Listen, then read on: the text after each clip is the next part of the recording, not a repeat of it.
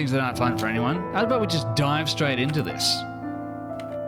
Yes. I think we've done enough preamble, but before we do, of course, I do have to give a shout out to our channel affiliate, Fruit Bowl Dice.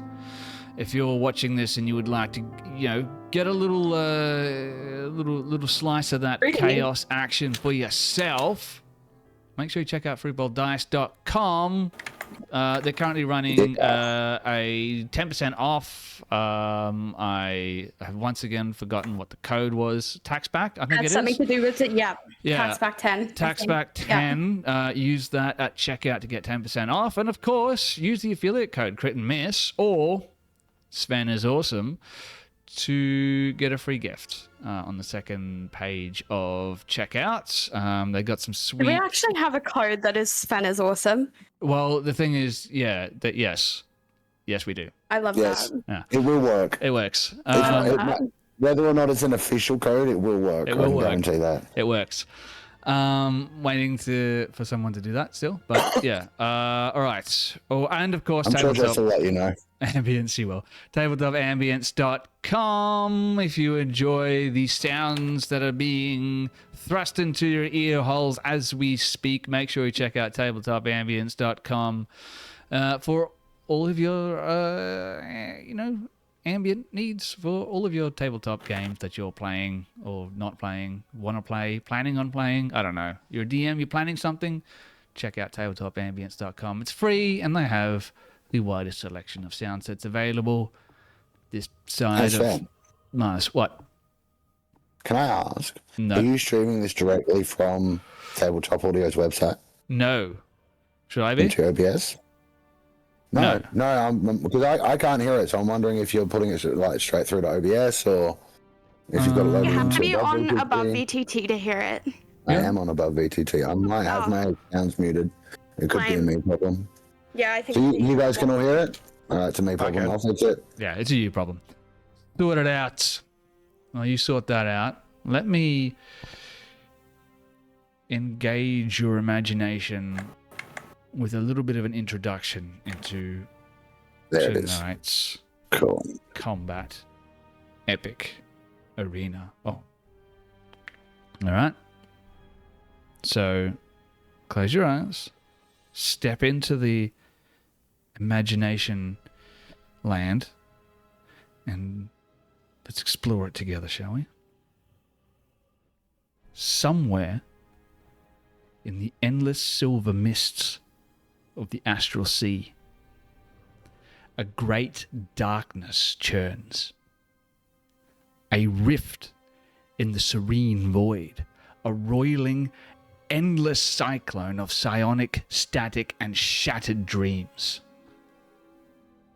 This is the Darkstrom, a storm within the stars where the weak are devoured and the wicked thrive.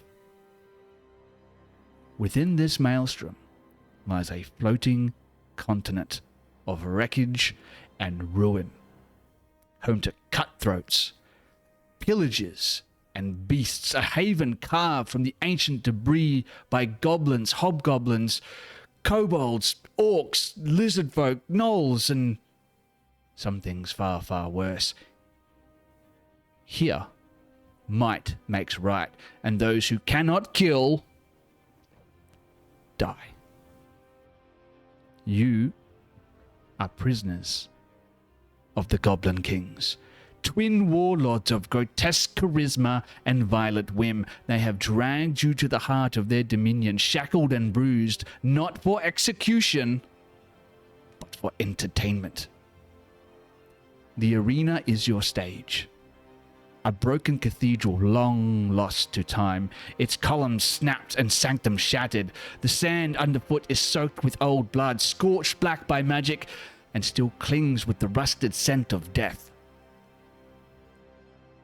As the massive portcullis creaks open, you stand in a stone antechamber. The muffled roar of the crowd beyond rising to a frenzied howl. Jeers echo down the corridor. The air reeks of sweat, smoke, and spoiled meat. You have moments to ready yourselves before you are cast out like meat into a pit. And then light, blinding, hot, and sudden. You are driven into the arena where a seething amphitheater of monsters awaits. Goblins shriek from the upper tiers. A trio of ogres slam their fists against the rails. Kobolds pelt you with moldy bread and bones, their laughter shrill and merciless. Lizardmen hiss. A bugbear holds up a crude sign with your party's name, already misspelt. Above them all, from a golden balcony, the Goblin Kings preside. One leads forward, licking blackened teeth. The other hoists a rusted gong, his voice echoing magically across the ruins. Let the blood trials begin! The gong sounds. The crowd surges. Your lives are forfeit. Now, I spoke to you guys about this before we went live. To make things interesting, I'm going to give you a chance to prepare for what's about to go down. I'm going to bring you over to the map. Should we take it to the map? Yeah, Let's go. please. Yeah. What's the map? Do it. Let's do it. All right. Before you should see a map of an arena. I'm going to go ahead and I'm going to put your characters on said map. Nice. If I can find them. All right. Who do we have here? Patch. There's a Patch. We have Thrash the Troublesome. There you are. We have... Oh, where are the rest of you? Must have scrolled past you already. Who am I missing? That is Grim. a serious amount of hit points. Grim. And I'm still missing... Who am I missing? Oh, Christian. Is your character Yes. loaded into the campaign? Oh, apologies. Okay. Let me know when Yeah, they're Thrash, how loaded. do you have 239 hit points? Yeah, I'm looking at that and I'm thinking that that's possibly wrong. Let me have a look at... Because I got a 16 con and tough. Yeah, you know what? Yeah. Again, I've never read a rule book. as if to prove your own point. Yeah, you know, I'm just a dum-dum, okay? I'm just a girl. I'm just a girl. You can't use that here. We're equal opportunity No. channel. No. We're all equally dumb. There's no. Yeah. No I'm just a discrimination here. girl. No, actually, that does make sense. Hang on. Because I rolled... So I have 94 rolled hit points. It says fixed HP. What is that? Sometimes I hate D&D Beyond. It makes me hurt people. I get 40 plus 40 from Con, 10 from Berserker Great Axe, 20 from Tough. I rolled 94. Someone do the maths. More like, 'Cause so, hang on, go through that again. 20 from Hang tough, on. that doesn't add 10 up in from my great head. axe. You So the rolled most I 94. should have is 190. So yeah, that was wrong. I'm doing my Yeah. maths. Hang on. Even that's kind of high. What did you say? 20 from. What did you say? You rolled 94. 40 from 94. con. 40 from Con, 10 from the Yep. Great Axe, and 20 from Tough. 134, 154, 174, 174, I think. Yes. That sounds about right. That sounds a little bit Okay. better. Rebellion is in. Rebellion is That in. feels I better. just refreshed. Let's see if I can find him on here. There we go. See, there That seems he more is. fair. Boom. For some reason, he's got 1 hit point. That sounds Well, right. there you go. The rest have gone to Thrush. Yeah. It took more. Thrash is suddenly a vampire, sucking the life out of her compatriots. It doesn't need hit points. Just refreshed it again. Let's see if that fixes hit that points. issue. Because we The want goal is not to get hit, so. Exactly. Well, I mean, my God, what is that? my strat with Thrash was used to get hit all the time, but now that I don't have the resistance, I'm gonna be petrified of getting hit. It still hasn't shown up in my. Still going to resist regular damage. tokens. While I try and figure that out, I everything. want you guys to have a little bit of a think about what your character is doing in order to prepare for the combat that you know is coming. This could be, well, this is the most deadly encounter any of your characters have endured in their entire life. And you know that what is coming for you will have no mercy. So what I'm going to allow you to do is to place your character anywhere on the map that you wish. Now, the monsters, yes, plural, are going to be magically teleported onto the map. I already know where they're going to be teleported. If you stand in a spot in which they will be teleporting into, you will be shunted out of that particular square, and both you and the monster will take some damage from that. I just saw your character just go flying away. No, that's completely against the rules. Well, I start on the throne. That's where I start. Yes, you are the Goblin King. No, that's okay. So go ahead and anywhere within the arena, place your character, and then I'm going to go across the board. I want to find out what you're doing. As I mentioned earlier, I'm going to give you the opportunity to switch out your initiative modifier with a different ability, but you have to justify it to me how you're doing it and what you're doing to prepare, and then we'll just we'll improvise from there. I'm willing to get a little bit creative with the rules. So Yay! You know what? Let's go across the board here, left or right again. Let's start with you, Mark. What is Patch doing, and where would you like him to start? So, you said the monsters aren't on the battlefield yet. No. So that kind of makes what I was planning to do a little bit tricky. But maybe it can be a rolling thing, and it starts with me reading my companions to see what they're doing and how they're positioning themselves. And so I want to use my insight. Oh, like it. So I'm watching people, seeing how they're, and then when the monsters come in, I'll be watching their movements, that kind of thing, to see how best to position myself and all of that kind of stuff. All right. So let's say, let's roll an insight check here. We'll just set the DC at something nice and easy. We'll set DC 10 insight check. If you're successful on that check, you can use that instead of your normal initiative modifier when we roll. Does that sound? Can't fail it. I got a +9. There's a 28. Epic. Unless you roll a 0. Yep. All right. You can use your insight modifier to instead of your normal initiative. Now, lovely. Thank you. This could be huge. This could be massive. Okay. All right. Let's go to the next person. You've positioned yourself where you want to be. Have you? No. There you go. You're up there, up on top of the building, I'm assuming, or inside. Wherever Thrash is. All right. Yay! As part of it, can I also, because it doesn't take an action or any time whatsoever, can I just reach over and touch Thrash on the shoulder, say, "Hey, been a while," and give her my vigilant blessing so she gets advantage on her initiative roll? Yeah, I already, I'll allow actually, you know what? Maybe I already have advantage on initiative because I'm a barb. Do you want to give it to somebody who's weak and puny, The other like one's Christian? a barb as well, so I'm the only one without it. Maybe give it to the wizard. Yeah, you can. In which case, I'll start up here with the wizard and give it to him. Thank you. I'll also wave at Thrash and be like, "Hey, long time." Yeah, Thrash is like she's fully crashing out, and she's like, "Oh my god, Patch, we're in space again!" I never left. Speaking of which, let's go to Thrash. Yep. You've already moved Thrash to a location on the map. Yes. How would Thrash be preparing for what is to come? Okay, so Thrash she's gone through some changes. She is a different type of barbarian now, so she's more angry. So I think, let me just have a look-see.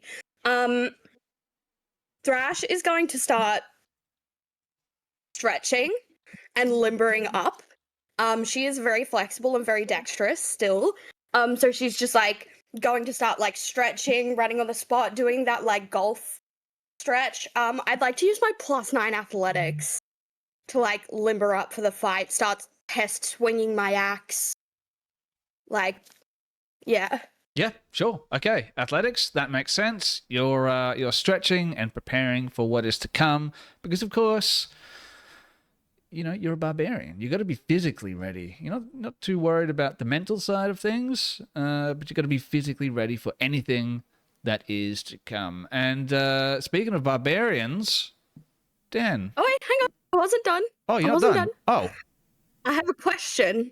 I frown on those. Actually, have a hear me out. Even worse.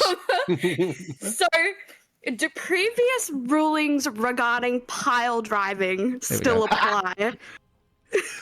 Look, when I said we'll get creative, you want to get creative? I am ready to.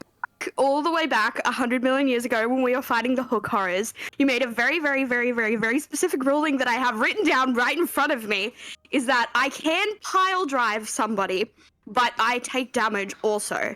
And they can't, I think they have to be like smaller than me. Like I can't pile drive something bigger than me. But is that still a thing? Yeah, look, if it comes to that, we'll talk. Yes. We'll talk. Yes. Thank you. All right. Let's talk about Grim. Let's talk about sex, baby. Let's talk about Grim and me. Okay, no? Weird? All right. What's Grim doing? A few questions about the map. These, like, I'm guessing they're wood. How do I double click to get some pings? What are they made of? Am I able to perhaps tie something to them? What do you want to tie to what? Sorry, I wasn't paying any attention. So like these wooden things here, are they like a wooden fence by chance? It's a good question. No, they're stone. I'd say they're stone. Just because I can see some rubble and around the corners, looks like they're sort of collapsing a little bit there. Maybe let's say maybe there's some old. Maybe they're a mixture between like old wooden planks and stone. So. Because what I'm trying to do is maybe use a different skill for my check, which will be my stealth skill. Oh, okay. And I've got rope, and I'm wanting to tie rope for the ability to like push someone to trip them over, or if they run into it and not see it, they might fall prone. I'm trying to set up a little bit of a trap. You want to set up a trap.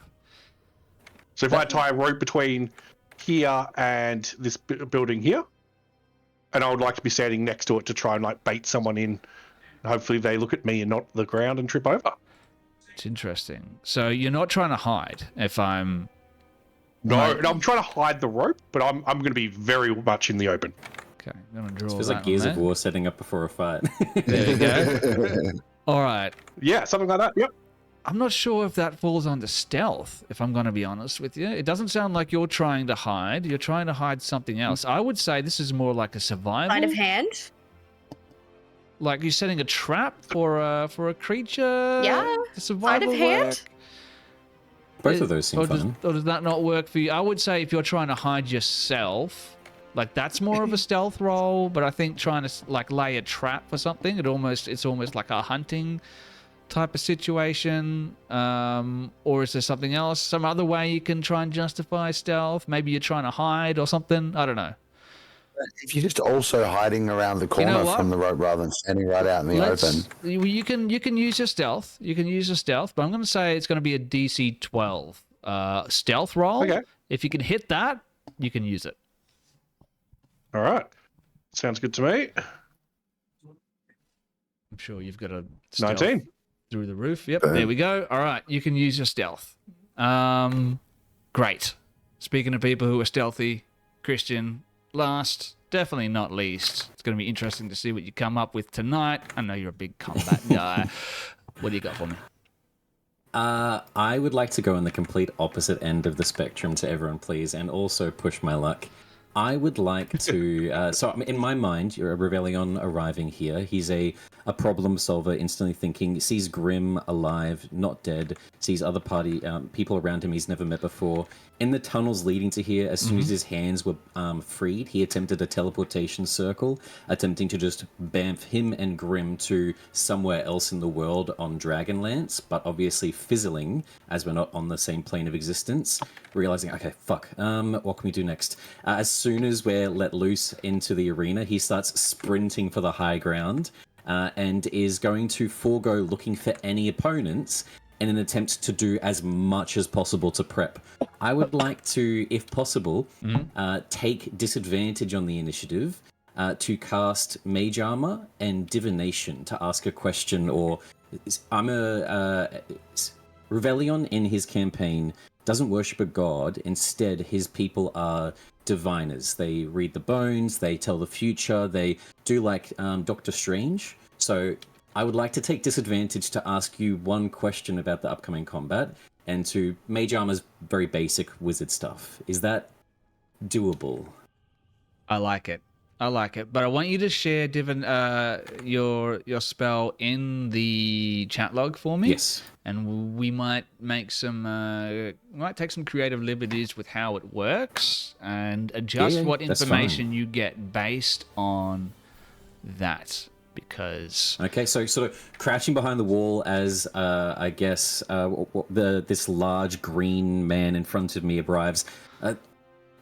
Hold the ladder, whatever you're doing. I don't know who you are. I'm gonna crouch down, Mage Armor across myself, a Bamf of Magic, pulling this ornate book out, covered with golden filigree. My AC is gonna go up to 17. Very nice, tanky wizard at the moment, hopefully. And then casting Divination after that as a 4th level spell. It's going to be a cycling of magic back and forth as I'm sort of almost weaving it like a needle. As a Divination wizard, I have Divination Savant or something, I can't remember the name, but if I cast a 2nd level higher Divination spell, I get a lower spell slot back. So I will get the Mage Armor spell slot back of that 1st level that was used. And then the Divination spell will then activate as I start trying to flip through the pages to read as much of the future as possible. And what that will do is allow me to ask, technically, one question to a god. So let's... Divination... Why is it not putting it into the chat? Oh, there we go, displaying... Spell. I'm joking. I don't know why it's not putting it in there, but I'll just read it out for you. This spell puts you in contact with a god or god's servants. You ask one question. I'd like to roleplay it that I'm just reading the future, but it can still be mystical with how I get the vision. You ask one question about a specific goal, event, or activity to occur within 7 days. The DM can offer me a cryptic riddle, rhyme, or omen that I see. If possible, I'd like this to be an omen, as I'm wanting it to be like vision-based, like I'm seeing something about to happen, but it might be very blurred and fucked up. If I cast it multiple times, there's a chance it fails, but this is the first time, and I'd just like to be like, what is the most dangerous thing that is going to attack us? all right. Thrash. You wish, baby. Okay, I like this. Repeating that same question and mantra over and over as I attempt to like Doctor Strange right now. Yeah, I dig it. All right, so let's get creative with this. You're asking what is the most dangerous thing that could possibly attack you? Roll me an Arcana check, and Gladly. I'll see how much information I give you based on how good the roll is. A low roll, but I have a plus 13 to it, so that's a 17. 17. All right, not too bad. Your query echoes out into the astral plane. I imagine maybe we can see this as like a cutaway as your words twist the threads of magic, which in turn begin to alter the very fabric of time and space. And you get an answer. With a 17, you can learn a couple of pieces of information. You will be faced with more than one creature. One whose gaze means death. 3 who are doubled. Okay. And hidden among the ruins are more than meets the eye. I will tell you, with that check, the 3 that are being referred to are displacer beasts. Okay. More than meets the eye there will be creatures here that you might not be able to see immediately. What that is exactly, you're not sure. But what I can tell you... That's perfect. No, that's fine. I've got abilities that can help later with that. So I guess I see, like, Displace the Beast attacking my friends, a creature that looks at people, and I just see danger in the eyes, multiple things running through the doors, and shadows lurking around the corners. I'll sort of come to it and then, like, look over the edge to see if anyone's arrived yet. One whose gaze means death.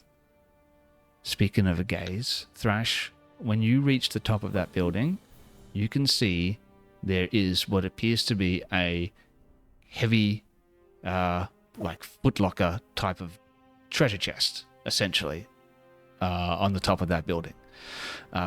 Just to your north, you can probably see it on the map there, but you don't have time to investigate. I'll ping that on the map. There you go.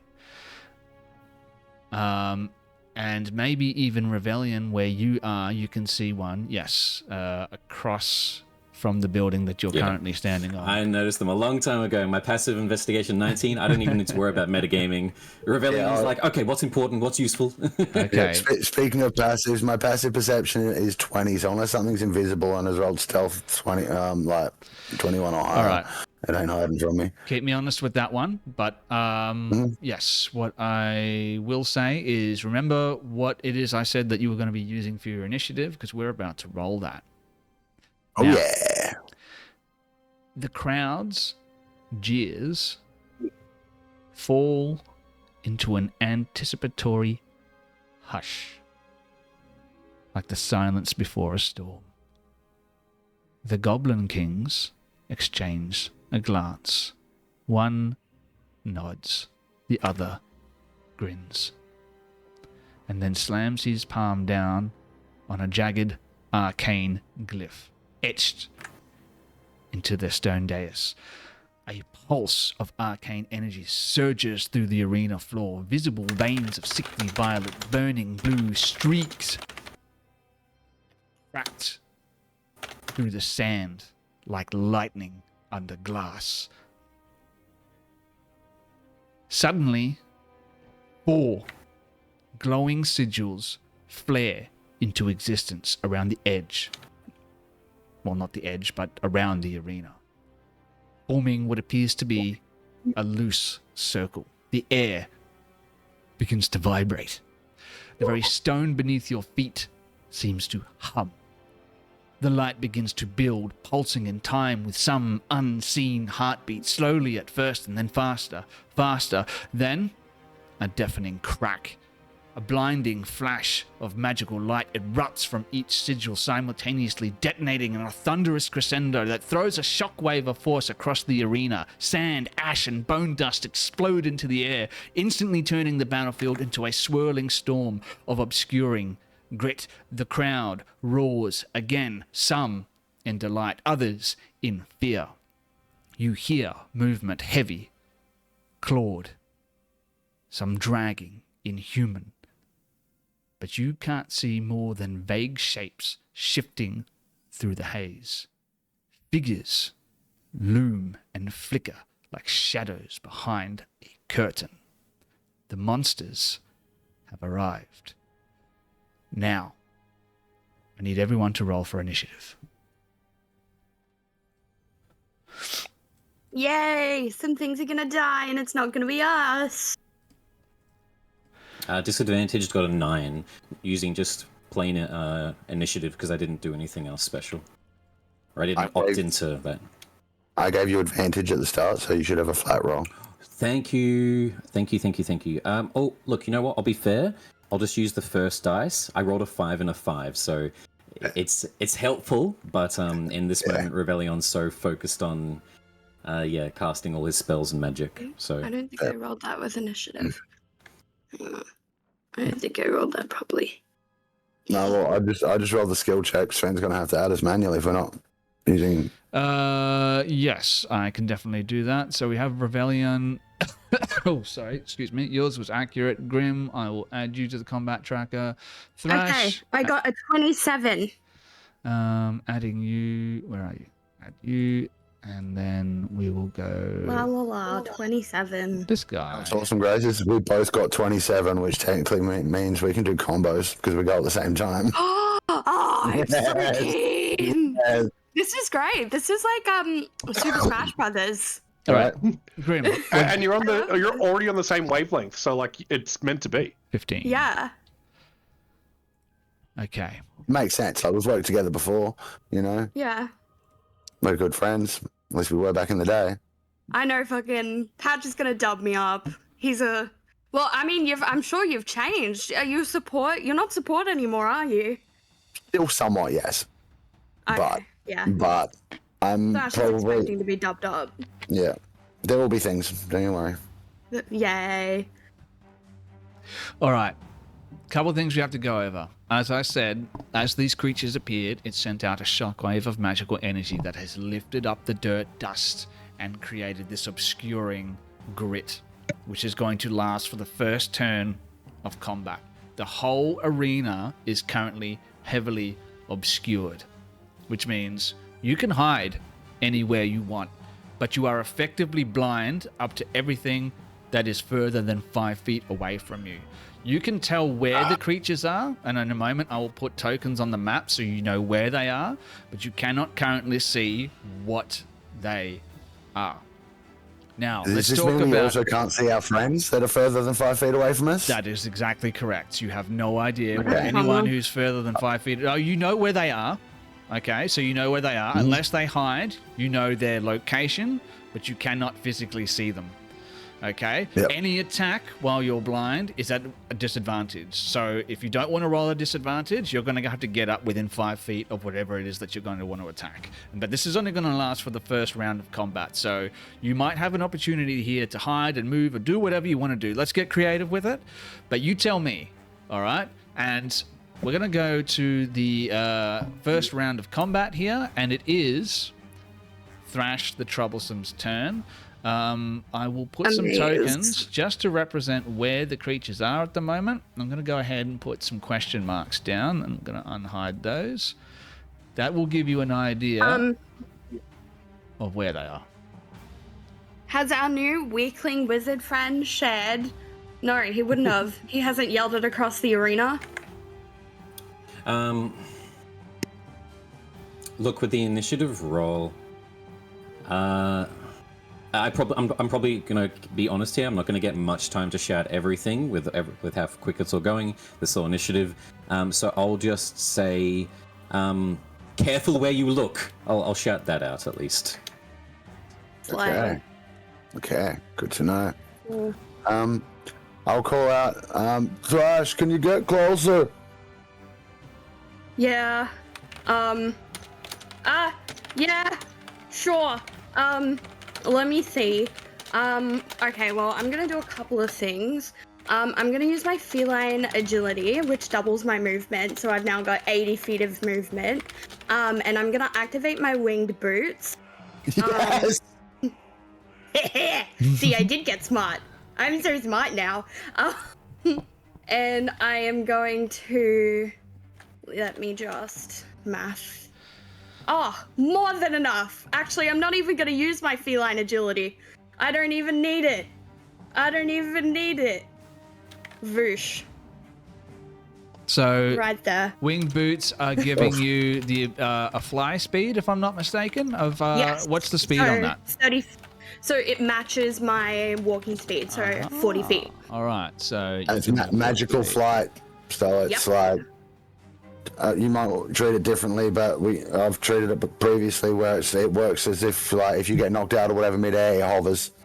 It says that you descend if it becomes deactivated for added whatever yourself. reason. Cool. You descend at a speed of 30 feet per turn until you hit the ground. Okay, all Awesome. right, that's Sweet. good to know. Keep that in mind. I will say the section that you guys are currently standing on, 20 feet high.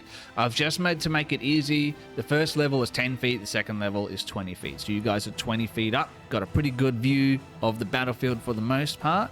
You can see some movement, just dark shapes, silhouettes within the dust storm that is settling as we speak. There is one almost directly to your east, maybe a little bit northeast, and there's one to the west, a little bit south.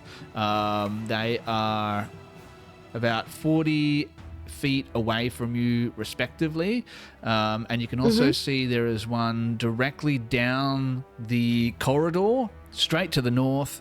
That is about 65 feet away, and one to the northwest that is also about 60 to 65 feet away. Can we make out like sizes of the silhouettes? Like, for instance, I have a theory that one might be a basilisk.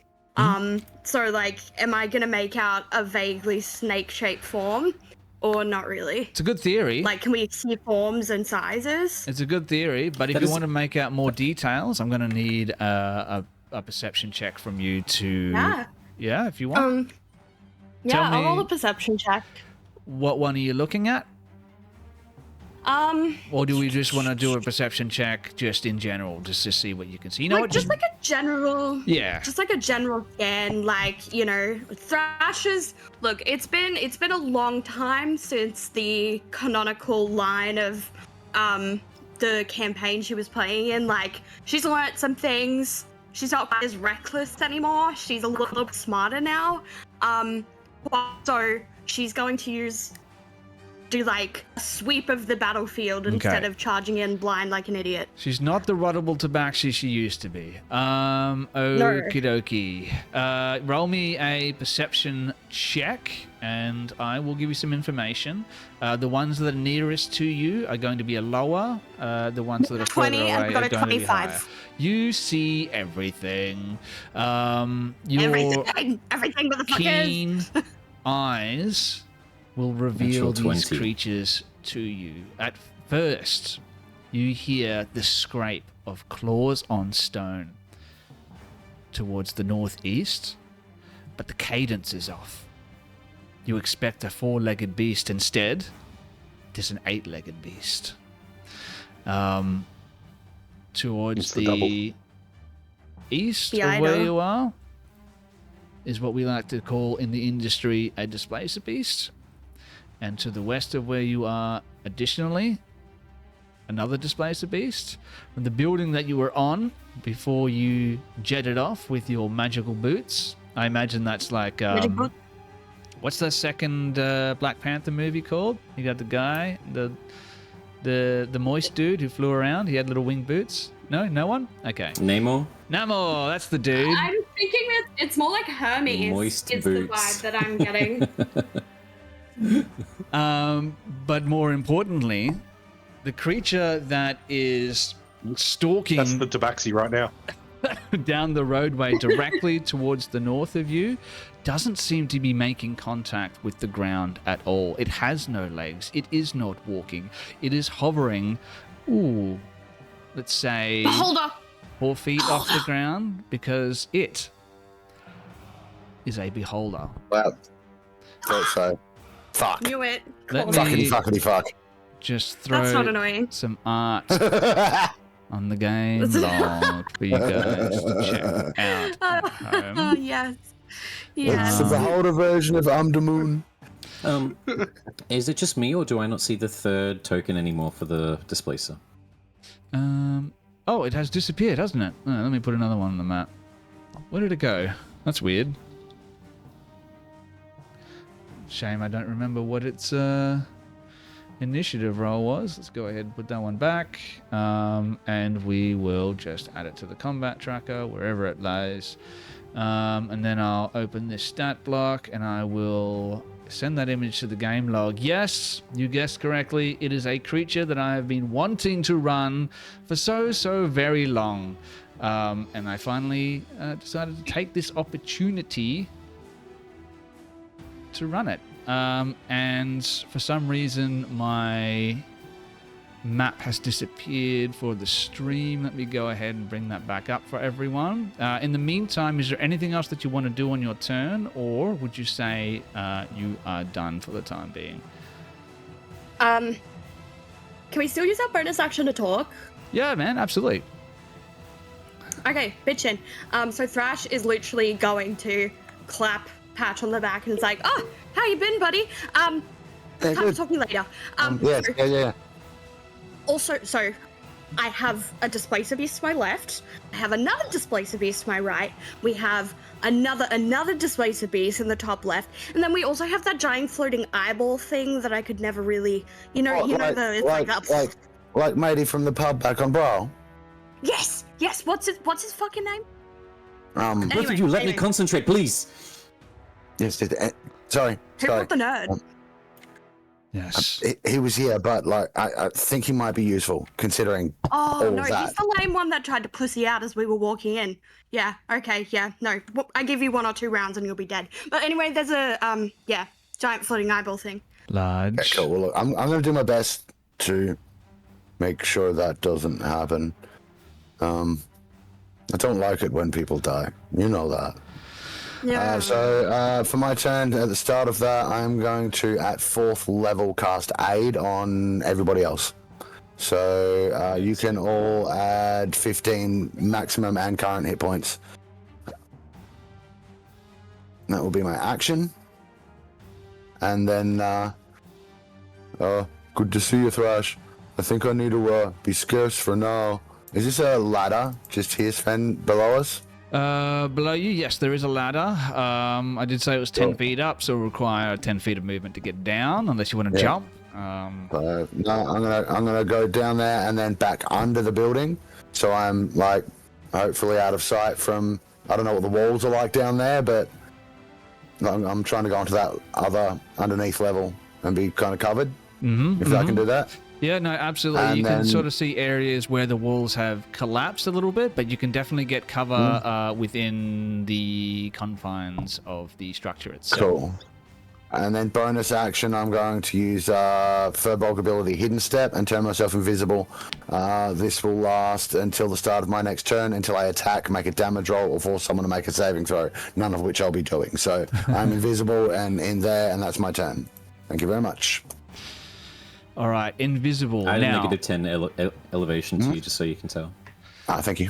clarification on invisible. It does mean that anything trying to target you is effectively blind. They can still target you. They know where you are, unless they need to be able to see you to target you. Then it's a different. Correct. If say for instance it's a spell that says requires you to be able to see your target, they won't be able to target you. Okay, that will be. Correct. I'm guessing the end of your turn. Mm-hmm. Now, I will say that my creature probably has a pretty good idea of where you guys are and is itself relatively intelligent. Doesn't want to stay there, doesn't want to get targeted by some nasty shit before it gets the opportunity to do what it wants to do, and can't really see you, effectively blinded for the time being. So what it's actually going to do is, Revellion, you maybe feel this more so than anyone else, because it's going to turn its central largest eye in your general direction, and all of you who have any magical weapons or any magical effects on you at this point in time feel those effects suddenly disrupted. I'm going to go ahead and put that where... Does it need to be able to see us for that to have effect, or does it go around walls? Because Revellion was crouched behind the edge, just in case I can sneak by with my mage armor. I'm going to go ahead and put that there. So that's the area of the effect. It doesn't need to be able to see you for this effect to work. It can't target you with an attack, but this effect does take effect. Okay. I don't think it doesn't say anything of whether or not it's disrupted by walls or anything like that. I'm going to rule that anyone in that area is under the effect of this, whatever this is. Now, just clarifying, you said magic items. What about spells and other magical effects? Oh, everything's suppressed, right? Everything is suppressed. That is correct. I'm no longer invisible. You are no longer invisible, but you still effectively are, for all intents and purposes, on account of the sands, unless something gets within 5 feet of you. All right. My passive perception also drops to 15 while this is going on, and my armor class drops to. Oh no, my armor class doesn't drop, but I no longer have. I now have disadvantage on stealth. We're having fun here. Things. What happens with I like aid? this thing. What? What happens with aid? Ooh, I'm gonna allow that to remain in effect. I think. Yeah. Cool. Thank Sure. you, Why Sam. not? Yeah. Awesome, thank you. Yeah. He's let's so not, generous. let's not take everything away from you here. Let's Yeah, leave you with a little well, nugget the of thing hope. is, because it would just probably make it complicated because it's a suppression, not a dispel. So as soon as you move out, it comes back. That is correct. Right? Like, so. Yeah. Yes. So do keep that in mind. Now, it will not be moving that around when it's not its turn unless it moves. So that is going to remain there. So if you want to get out of that that particular area of effect, you can do so, and whatever magical items or spells you want to cast will become available to you again. Speaking of things that are magical, Grim, it's your turn. The most unmagical person in the party, I think. Grim is really proud of himself with this trap. He's like, I'm going to be able to get them.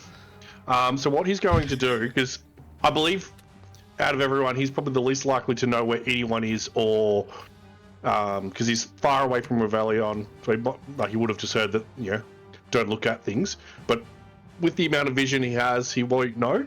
So I'm going to say that he is going to go underneath this roof area here, with the hopes of hiding around the corner and the assumption that the threat is going to come down the main street, not knowing that we have a threat here. Yes. And I imagine we can picture this shot just over the top of Grim's shoulder, and you can just see like this dark silhouette of a creature looming overhead on top of the roof of the building that he's currently hiding in. I love it. Is there anything else that I'm picturing little bits of the flailing of the tentacles that the displacer beasts have as well. Yeah, like maybe you see one silhouette and then like it suddenly splits off into two. No. And I'd like to take the hide action if I can. Taking the hide action, you definitely can do that, especially with all of this obscuring nonsense going on.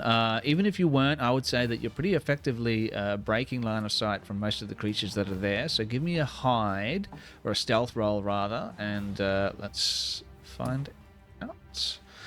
We'll compare it Dirty 20? to some passive perceptions. I'm sure that's pretty good. Let's have a look. Yeah, okay, all right. Yeah, you're fairly certain you're being pretty stealthy. And then I'd like to bonus action just tap his chest a little. Maybe this was before the hide. Tap him on the chest to rage. Okay, so you are using your rage. Raging would have been smart. And you are also... I don't think hidden is in here at all, so we won't worry about that, but you are raging. Okay.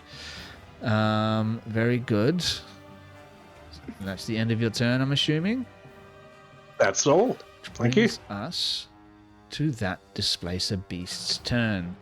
Now you are hidden. It loses track of you. Maybe we see those silhouettes, maybe stalking you and then losing you for a moment. So they'd set their sights on the next available target, which might be the three of you standing at the top of the building. No, two standing on top of the building, and one of you is inside the building, if I'm not mistaken. Correct. All right. Do these creatures have any ability to climb or anything like that? I'm going to say they do not, but it can use a ladder. Sure. Let's see how far it can move. That's 30 feet. It'll be another 5 feet, so that'll be 45. Does it have the movement to get there? Not quite. So I'm going to go ahead and move that one along, actually. So what is that? 25. Ooh. You know what? I'm going to roll an athletics check here to see if it can maybe jump up there deftly. And if it does not succeed on this athletics check, then it cannot make an attack this turn. All right. Let's roll that. That's a 13 for a total of that. Yeah, that's pretty good. It gets up there with one swift leap. Sort of sitting on the edge, right there. Puts it in a bit of a precarious situation. Prone to being knocked off the roof, potentially. But it does get to make a couple of attacks here against Thrash the Troublesome. So... I'm not even raging! Here Every time! God damn it! God damn it! Every time! comes the rend. Okay. Now, I will say as well, as this creature leaps up like a panther, up sitting on top of the wall like a cat, sort of balancing on a fence, it's almost as if there's So that's 10 feet up. Yeah. He technically passes through my threat range then, yeah? Yeah, and mine. Does it? You're inside, right? I mean, yeah, but there's a gap that I went through. There is a gap that you went through. You can make an attack if you It's wish to alright. make an attack. Sure, why Well, not? I'm going to Yay. attempt. Nothing. No, don't get too excited. It's more for flavor because I attempt to hit it with, let's say, Toll the Dead on the way through, and the spell doesn't work, right? Because I'm in an anti-magic cone. Very so, good. I have Warcaster. Well, Yeah. I'm going to make an attack because I get to No. make an attack of opportunity. No? What? Why do you get to make an No. attack of opportunity? What? Why? Is this some kind of It's feat? within 5 feet.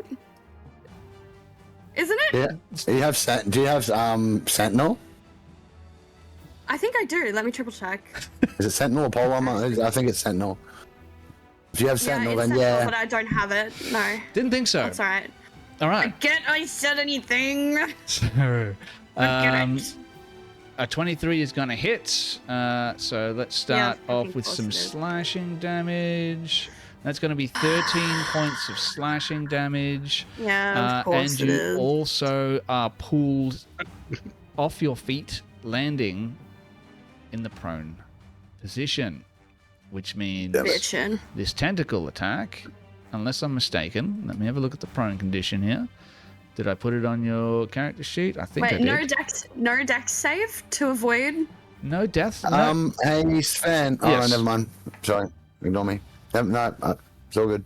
It's not letting me put prone on you, which is fun. That There might we be go. one of the ones that we have to do ourselves. All right, let's have a look here. Restricted movement. Your options are to crawl or spend amount of movement equal to half your speed to get up. You have disadvantage on attack rolls, and attack rolls against you have advantage. So let's make this tentacle attack with advantage, shall we? Go ahead and roll that. Oh, there we go. Natural 19. Just 1 point off a 20. Ooh, could have really used that 20 there. That's going to be 12 points of damage. So... Okay, sweet. Okay, taking some damage early on there, but not the end of the world. It is fine. only a... Trash is like groaning, and she's like, "I always fucking forget to rage. Now I'm angry." It's cat versus cat. And you have a front row It's a seat cat to this cat fight, Revelion, and it is your turn. What do you want? Yeah, lovely. Not a magical item or spell, an innate part of, I guess, my bloodline with the divination subclass. Ancient techniques taught by the Silvernesti family. I'm going to close the book and concentrate for a brief moment. My head will flick around, same as what I did, but rather than reading the future, invisible creatures. Okay, I need a way to see them. And I'm going to open my third eye as my skin is going to peel apart on my forehead. As a divination wizard, opening your third eye has 3 different choices, and I'm going to give myself, until my next short or long rest, the ability to see with true sight. Nice. There is Yes. one thing that I want to quickly do, because someone did draw a card from the Taroka deck, and that was attributed to me, which is the Mask of Doubt, which means I cannot benefit from advantage on attack rolls. Grace, go ahead, give you 12 hit points back, Yes. because that attack would have missed you. Puzzled Moose for the win. Puzzled Moose. I love your puzzle moose. Oh wait, that's Helix. He's watching. It's Yeah. my Kaleidoscope gang. They're wanting to see Revelion and Grim win. Yay! Okay, perfect. Yeah, so Third Eye's going to open, allowing me to see invisible creatures as I start to fully attune to all forms of augury that the Sylvanesti lineage has been perfecting for generations. And then I'm going to peer over the edge, still being as defensive as possible. Fuck. Look, you, woman, fly me over there! And I'm just going to point towards the building to the north. And with my action, I'm going to use a perception check to see if I can see these hidden individuals. If there's more creatures than these 4. Woman. You really know how to speak to the ladies. Okay. Roll a perception check for me. Let's see. That is a natural 20 for a 26. 20. Yes. Coming in hot. Lying. Look, I Yes. can't. That's the second player crit for tonight. It is true sight, so I can't not give you something for a natural 20, right? So Excellent. this is what I'm going to tell you. As you peer over the side, you can see some of that dust begins to coagulate, stick together in the crumbled part of the wall on the small building directly to your northeast, and it begins to form a shape which is almost perfectly cube shaped, as there is a Slimy friend. gelatinous cube. sitting right in the entrance to that building. Was it there the entire time? Your magic eye isn't allowing you to see it necessarily more than you normally would be able to. Maybe it's assisting your ability to see things that you wouldn't normally be able to see, but you know that it's there. It's probably not going to move from that spot, but that is one threat that you are at least aware of. There's cubes of jelly around the field. They'll dissolve you if you touch them. Be careful. Woman, I said, get me over there! You call me woman one more time, I'm going to rip you to shreds, wizard. I'll drive. Bad idea, dude. As long as I'm inside this aura, I am useless. I mean, me too, but you got legs, right? And that's going to be my turn. Action. And I'm not going to move as I am nicely tucked behind my muscle mummy. Okay. I just shared that art Your meat shield. on the game log for everyone to look at as well. The new artwork for the 2024 rulebook is... I could just sit there and just flick through the book just to look at that. That is amazing. Gelatinous cube for those people at home. All right. Okay, so ending your turn there. That does bring us around to the next creature's turn. It is the one over in the northwest. Let's say that one is going to probably try and close some of the distance, but isn't going to act rashly. Wants to get a little bit of a better idea of what you guys are capable of. So might move... yeah. Let's just go ahead and put it up there for the time being, balancing on the corner of that building. Closing the distance, not charging. Trying to get into a better position where it can pounce on some prey. And then we're going to move on to the next creature, which is the one towards the southwest. It sees its compatriot, its companion, perhaps its mate, locked in combat with another cat. It's not going to stand for that. It's going to get involved. Damn it. Can it move there? Let's find out. I'm going to go ahead. It's 20 feet straight up, so I'm going to say it's a DC 20 climb check here to see if it can get there. And even then, it probably won't have enough action left to make an attack. All right. There we go. 21. So it gets up there, but does not have the ability to make an attack. Boob sauce. It is threatening you, though. Yes. I assume the displacement effect is still working in the anti-magic cone? Because it's innate? Yeah. Or Yeah. is it magical? That's a good question. Let's find out. Does I feel like it's innate. Like, I almost feel like it's like, you know how like squids have like that camouflage bladder? I feel like it, like, I mean, not to help spend, but I feel like it would be No, the same as Similar my to, like, a eye, and the same as camouflage a planner. like something that's just Yeah. happening. Well, I would argue in that case my ability to turn myself invisible as a racial trait shouldn't be affected either. But it Maybe. depends on what it said. No, but the trait actually says I magically turn invisible, so it's magic. So no, Yeah. you know, like I don't What do know. you I reckon, feel like Sam? creatures are different. yeah, it's it. They can be. I just did a quick Google, and the AI Yeah. overview is telling me Noah displaces beast displacement ability does not The work AI with an overview. anti-magic cone. So I'm gonna roll. So we're gonna trust the AI and not I'm gonna roll a people? d20 here, and I'm gonna say on Everyone a one. knows that AI overview takes directly from Jeremy Crawford's notes. A 1 to 5.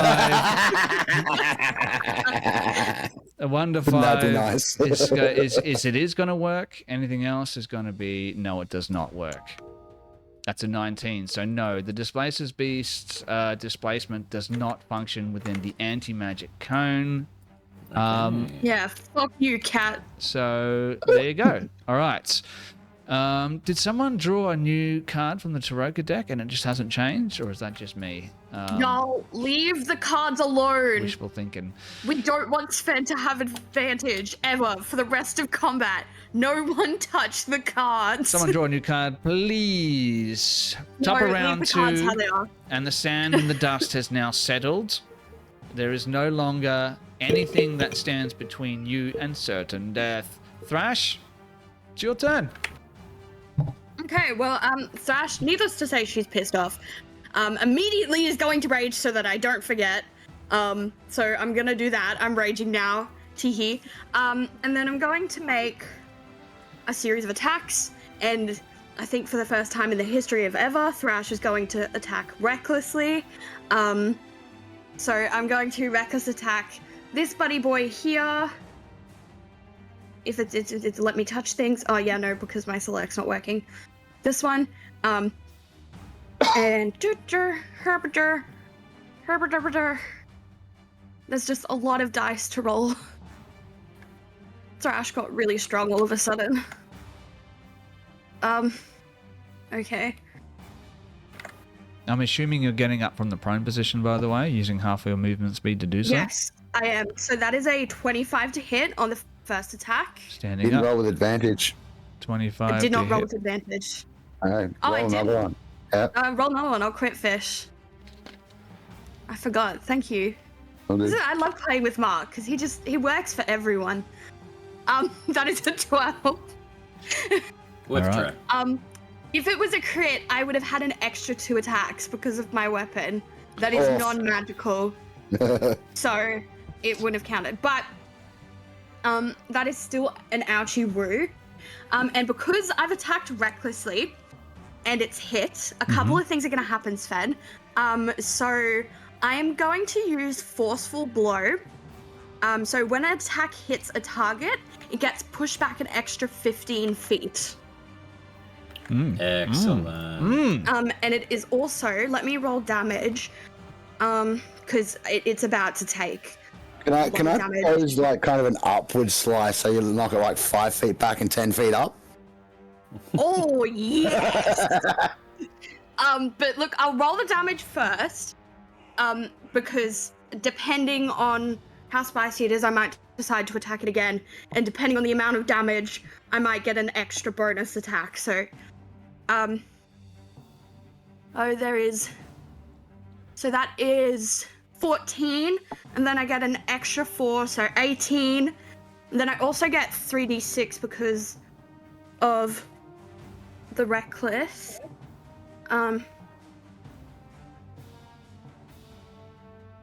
So we are at 18, so we're at 28 damage for that first cat, and it is 15 feet off the building on the okay. floor. So you are 20 feet up, Yeah. knocking it straight back off the building. Wow! It growls Ouchie. and falls 20 feet straight down. I'm assuming you were targeting... Which one were you targeting? Sorry, that one? Or north or south? That one. Northy. Blue one. Effectively call him Northy. Yes. So Northy Northy. falls 20 feet down, taking an additional 2d6 points of damage. which is an additional And then 5. oh, and actually, I forgot to tell you, I'm also going to use my cleave, which is my special thingy-majiggy because I have a great axe. Weapon master, yeah. Yeah. So since I hit that attack, I get an extra special bonus attack against this other one. Mm-hmm. So I'm going to do that. But it doesn't apply my modifiers, so it's just like the average great axe damage. I'll roll the hit first. You still get to do that with advantage, right? Yes. Don't even need it. It's 22, but I'm just gonna crit fish. I'm rolling really shit. But I got a 22 to hit. And it is going to take.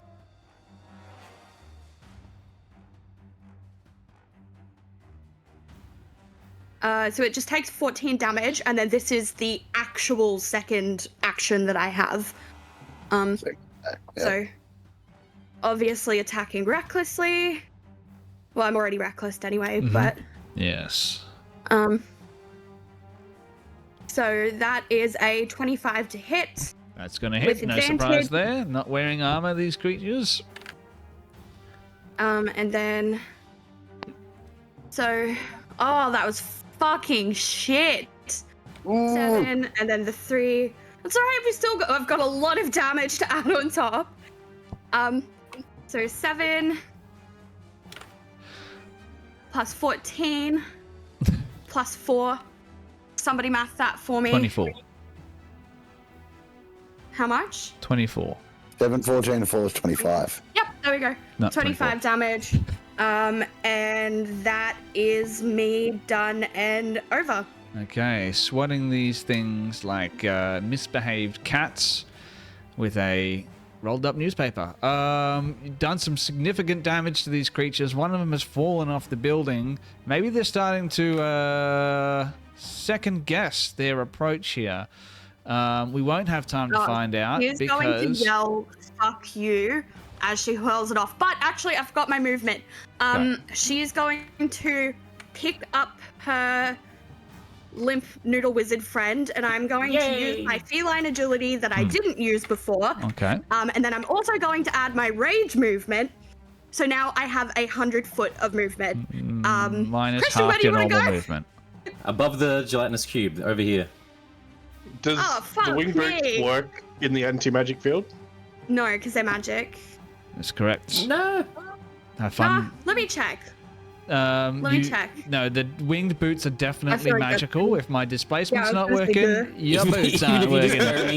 throw me on the ground, out of the field, I'm happy with that. You're going to have to grab him, jump, run out of the field, and then fly. You should have Saving enough movement. Private Ryan style. Actually, We yeah, still in that have case, 100 if you foot of movement. So okay, so 25 go out can to the get left, us as where soon as you're you're out, if you go left out of the field, as soon as you're out, like what they said, fly me to where you started, roughly. Obviously not next to the displacer beast, but like maybe like there or something. I mean, or like 25 gets us. Hang on. 25 gets us here.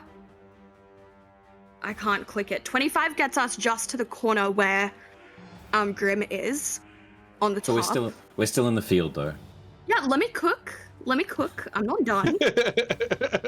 Hang on, wizard. I have smarts too. And then We're getting drops every few minutes from you, Grace. This is good. and then I could jump on the walls because I have a climbing speed. So I would be climbing, so I could jump on the top of the walls, and that would be only another extra 20 feet. So I wouldn't have even used the 100-foot movement, and it If would you get can you get right me to next to there, the gelatinous cube. That would be amazing because it's out of the field and also away from the displacer beast. That's why Rebellion pointed over there. Sven, how do we feel about that? I am still no closer to having any idea where you want to go or how you want to go there. Essentially, can I move the cone for a hot minute? Is that okay? Yeah. Because otherwise it won't let me select. I'll just get rid of that for you. Yeah. Just so I can roughly clue you where it into is. the method of my madness. I think I've drawn the lines. Is that roughly? Yes, that's totally correct. So essentially what I want to do is we want to go here, and then here, and then use my climbing speed, which we have established, because I've done something similar before, where I've jumped onto the top of the wall, and we used my climbing speed. I understand if there needs to be an athletics check to make that happen in between there, and then 2 there, and then I wouldn't have even used my 100 foot of movement. All right, couple things. Do you have 100 foot of movement? Is that before or after you got up from prone and took away half your normal movement speed? Okay, I have less than 100. It's probably more like 80 now. So 80 feet of movement. Okay, that's the first thing. Yeah. Second thing, are you carrying Rebellion with you? I am, but oh fuck! Let's go ahead and reduce that by half again. So we'll take that back down to 40 feet. And yes, if you're going to try and jump from where you are to that location over there, I would say normally, hey, you're fine. You're a barbarian. You're very strong. You're very athletic. But if you're carrying a little skinny elf with you, maybe I need an athletics check in order to make that work. Okay. All right. So that's probably not a vibe then. Okay, I'll do push idea. I think it's still possible. I trust you. Go for the roll. Oh, I don't trust me. No, I just don't think I'm going to have enough movement anymore. Hang on. Well, no, with 40 feet, I'm pretty sure you still kind of just get there with the end of your movement. It's 20 feet for the first leg of your movement. It'll be an additional 20 feet for the second leg. So if we're following those lines, it's 20 feet, then an additional 20 feet. So where you will end up at the corner of that building. That's correct, right there. Okay. So here, yeah. Fuck that plan then.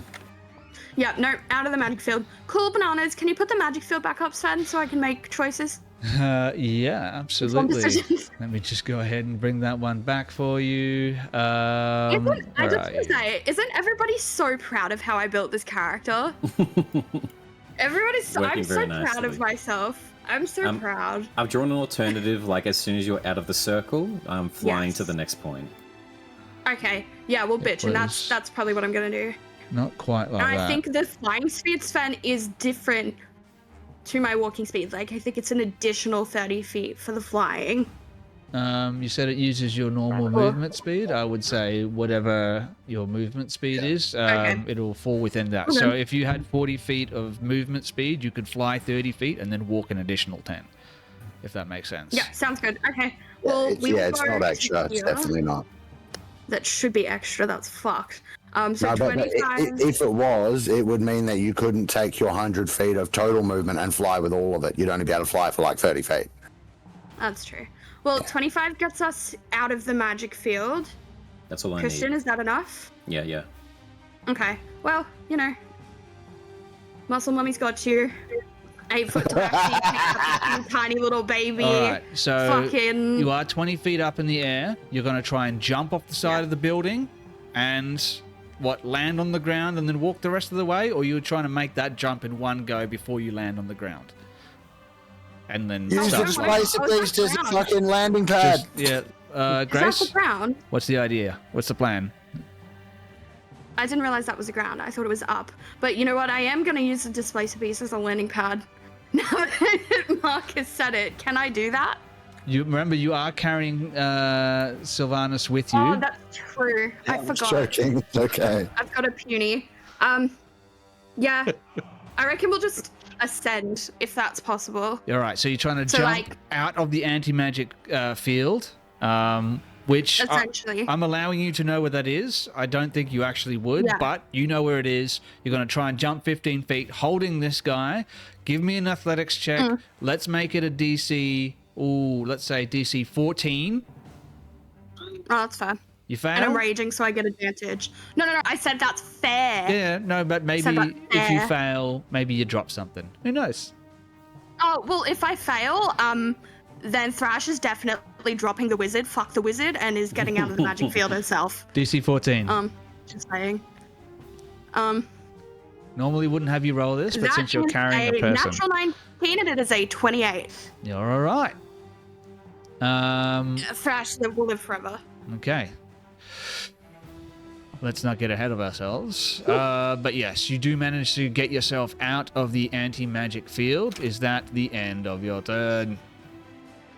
Yeah, that should be everything. Thrash is going to use the rest of her turn to turn to her wizard friend and go, "You are fucking welcome, now dub me up." This wasn't as far as I wanted, but I guess it's acceptable. Fuck you. Okay. I just did like 80 damage in that turn. If you had to put it into How do you- a number. Why are you equating it to a number? What are you talking about? Yeah, sorry. I break the fourth wall sometimes. Okay, ending your Chapter turn 1 of the there. player's handbook. Mike. Yes, that's me. Finally. Actually. Okay, no, that will be the end of your turn, and the creature now. Yeah, okay, you're good. All right, Patch, you are up. I will say you're inside the building. There are walls mostly covering where you are, except for that bit towards your south. And I'd say you can. There's probably a hole in the middle of the room that goes down to the ground floor, if that makes sense. Okay. Yep. And that would be another 10 feet down, yeah? Another 10 feet down. Okay, well,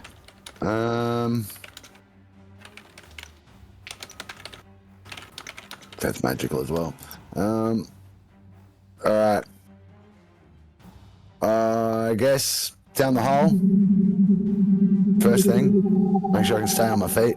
Before we move ahead here, we do have a new card drawn from the Taroka deck. No. And Why would you do that? this one is also, this seems to be a theme. We're drawing very thematic cards because this one is the Beast.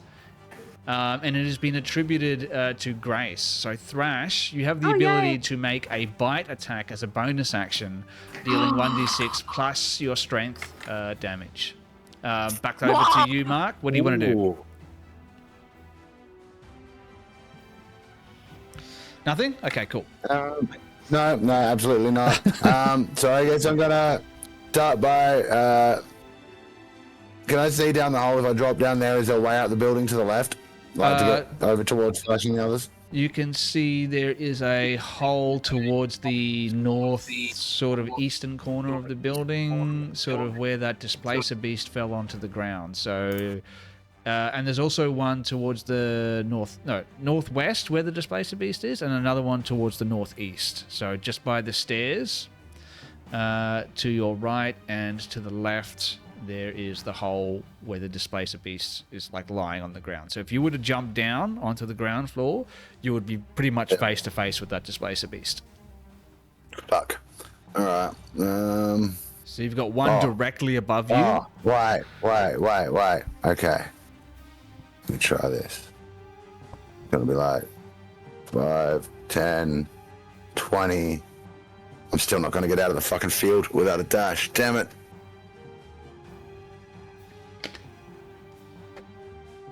I reckon. We know that there's things inside the chests. Head to that chest near Grim because it means that the beholder is going to have to choose me or you. Okay, yep, cool, good call. Alright, so 10 feet down the ladder. Oh no, not down the ladder, just 5 feet out of the building. That guy's too high to get a swipe at me. 5 to there, so it's 10, 15, 20, 25, 30 to there. I'm still in the cone though, so I can't do anything much. Let's see if I have any non-magic actions. Could you ready a magical action in case the cone doesn't show up? Maybe. I couldn't ready a spell because to ready a spell you have to cast it and then concentrate on it and hold it. Yep. You could dash to the chest and bonus action open it. See what we're looking at with these rewards. Yeah, let's do that. Give us some intel. Alright, Sven, bonus action, open the chest, if that's okay.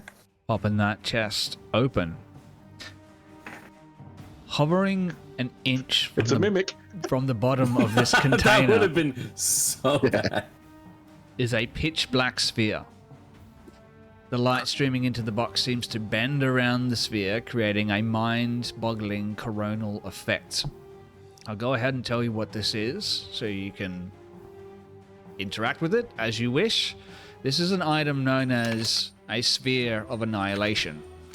Knew it! So, Fuck. Okay. The problem with this is that I've used my action to get here and a bonus action to open the chest. So unless I can do something with this thing for a free action, I'm standing right next to the fucker. All right, let's talk about Sphere Interact, I guess. of Annihilation. The sphere obliterates all matter it passes through, and all matter that passes through it. Artifacts are the exception. Controlling the sphere of Annihilation is stationary until someone takes control of it. If you are within 60 feet of the sphere, you can take a magic action to make an intelligence check, rather. And on a successful check, you can control the sphere, making it pass through anything that you want it to pass through, almost Sounds like a that's miniature my type black of sphere. hole. Question. The sphere is currently within the cone, yes? The sphere is currently within the cone, yes. Is the sphere still active? I'm going to say the sphere is still active because otherwise it's just a rock or absolutely non-existent, and you open the box and find nothing at It's all. a rock that I can grab and just charge at the fucking beholder and shove it in his mouth and run away. Yeah, and hopefully the anti-magic cone does not move off of you. Look, you know what? Right. That's fun. That's fun. But no. I like that. If you want to do it that way, we can, but it's up to you. Fine. It's fine, no. It's still working. I think it should still be working. But I can't do anything with it. So I'm just gonna like slowly where's this cone at? There, yeah, I've got about want to move another 10 feet to there, so I'm gonna go 5, 10, and then down this ladder. So I'm at least getting close to maybe getting out of the cone and not in direct line of sight of the fucking beholder. Yes, you're not in Leaving the sphere in place. direct line of sight, leaving the sphere where it is. Very good. Then, are you ending your turn there? Yes. Okay. That does bring us around to the beholder's turn. Now, I thought about just controlling this anti-magic cone. There are a couple of spellcasters here. I don't want to make it too annoying. So I am going to roll a d8 to determine which way that central eye is going to be facing, because I think that's going to make things a little bit more chaotic, a little bit more interesting here. Cool. To start off with, I'm going to say that the beholder just hovers over the top of that fence line and makes its way into the center. I'm going to go ahead and move that for a second. Of the map, right in that crossroad where it can keep its eye on all of you, except maybe for Patch. Grim, I think you are still hidden, if I'm not mistaken. Yeah, Alright. well, I've moved since I did it. So. You rolled very, very well on that one. So I am going to roll a d8, find out which direction the anti-magic cone is facing. Starting from the 12 o'clock and moving around clockwise. 6, 7, maybe, yes. Okay, so we're going to go directly towards the west, giving you guys an opportunity here if you can make the best of it. So the cone is facing directly towards the west because I rolled a shitty number that I didn't want, like so. That does free up the Displacer Beast to do their thing. And the Beholder does get the opportunity to do its fun shit. Let's roll a D10. As it turns, it has like these eyes that are attached to these stalks that come out from the central mass of the creature, and they turn towards, let's say... You know what, Thrash, you did the most damage. Let's start with you. All right. I need you to roll a wisdom saving throw for me as it turns its eye towards you. That's what I'm really good at. You How did you know, Sven? You feel it's affecting your mind somehow. Oh my god, you know, it's not like I've got a lot of mind to affect, really. Oh, brilliant. I got a 16. That's probably not Not too enough. bad. You fight off whatever effect this creature was trying to target you with. You do still take... That would not have been good. You do still take 6 points of psychic damage. Let's go ahead and target Revelian Sylvanos with the next eye ray. Yep. Oh, he's a wizard. He'll be fine. Let's find out what he's going to target you with. Oh, that's fun. I'm going to need a dexterity saving throw from the wizard. Yep. Ooh. Who's currently in the arms of Thrash? He's currently in the arms. I'm thinking you let him go, right? You're not still carrying him. Oh, yeah, no, I dropped him. I said I dropped him. Free action, you take 1d6 points of damage. She's very tall. No. Fuck. A 14. 14 is not enough. Look, I know that these things are probably going to be incredibly dangerous. First of all, is this counting as any form of an attack roll? It's not counting as an attack roll. No, it's just a save. Second, I know 24 creatures, some of them, their magical effects have never been turned into quote-unquote spells. Does it say that on the I-beam? Is this counting as a spell? No. Okay. And third, I would like to, in that case then, the 16 wasn't too far off, so I'm hoping that if I boost my save to the exact same number, I might pass. I'm going to give myself my portent 12 to boost the 10 to a 12, so it's a 14 going up to a 16. Not much, but I hope that the DCs are the universal. So I'm going to portent and boost myself a little bit. Okay, using your portent, boosting yourself up to a 16 on that saving throw. Good move, because you only take 35 points of damage from that death ray. Okay, good. Resisting some of that damage by tapping into the very forces of nature here, no pun intended, to give yourself a bit of insight into what is about to happen, allowing you to deftly and only just step out of the way of this tiny little green ray as it just misses you. And for some reason, Mod has just jumped into the channel. Is in the camera. What's going on, man? It's good to see you. Guest appearance. Is it tonight? Is it tonight? Yeah, it It's is Thursday, tonight. baby. Yes, that's right. It is. I love tonight. Very, very good. Fun guest appearance. Yeah, The camera's okay. No. Wait. Oh wait, are you actually? I actually checked. You weren't online. Are you online?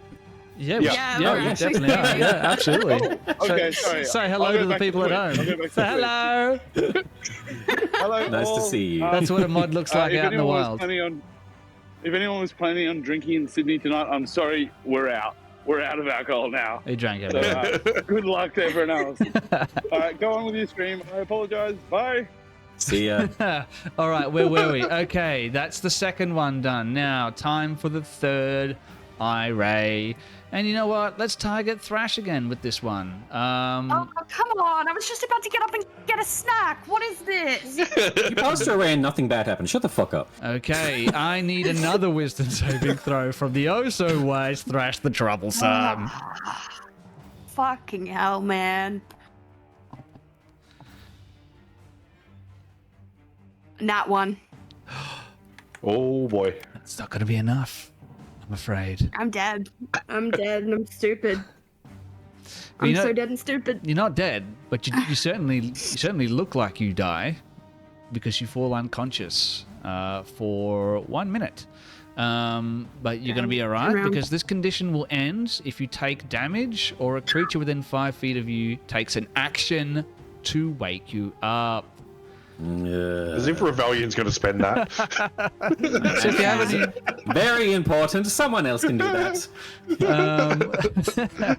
All right, so you are unconscious, but it's not the end of the world. Something attacks you, does damage, you are going to get back up, but it will probably be a critical hit if something targets you with an attack. That brings us to the end of the Beholder's turn, bringing us around to Grim's turn. Grim, you have no reason to believe the Beholder can see you at this point. But you don't take any damage, by the way, Thrash. You just fall unconscious. Grim, what do you do? Awesome. I'm going to come out and jump over my rope, run right up to it, and attack recklessly. All right. I'm going to allow the first... Oh, you're attacking recklessly? Never mind. Just make the attack with the advantage.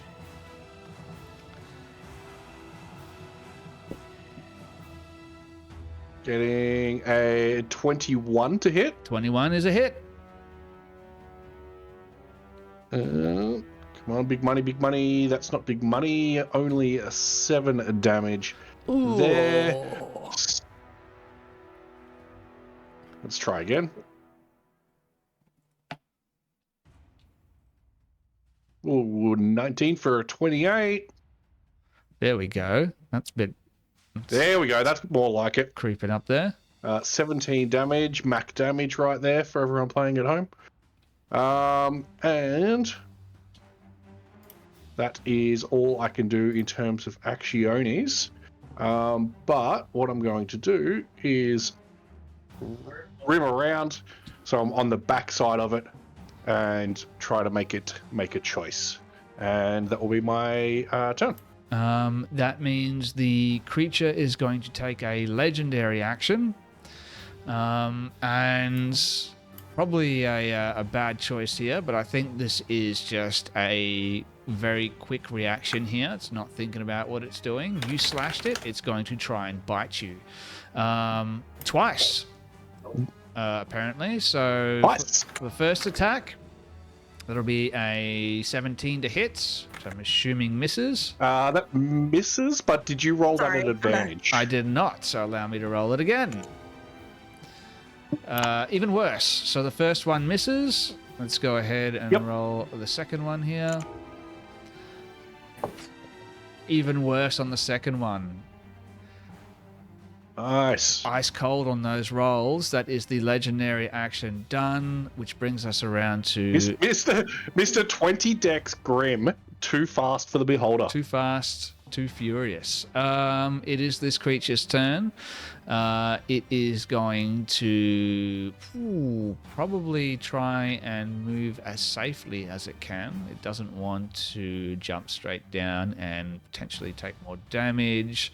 So it is going to climb down 40 feet, and then it is going to, let's have a look here. So that'll be 10, that'll be 10, that'll be 15. It's probably going to have to double move to get there, but it can get to... I'm going to put it right there. Why not? That is the end of the creature's turn. Revellion, you are now up, and all of the displacer beasts now have their displacement field active. If you could get me up, Christian, that would be amazing. I did just jump like fucking forever for you. I have a plan. You're lucky. With my main action, there's a lot of thoughts of what to possibly do here. I'm going to shout out across the battlefield. Grim, get a hand on one of that thing's eyes. Stop it from moving. And I'm going to, hopefully with him maybe able to do that on his next turn, do something else in the meantime. I'm going to, let me just check the range.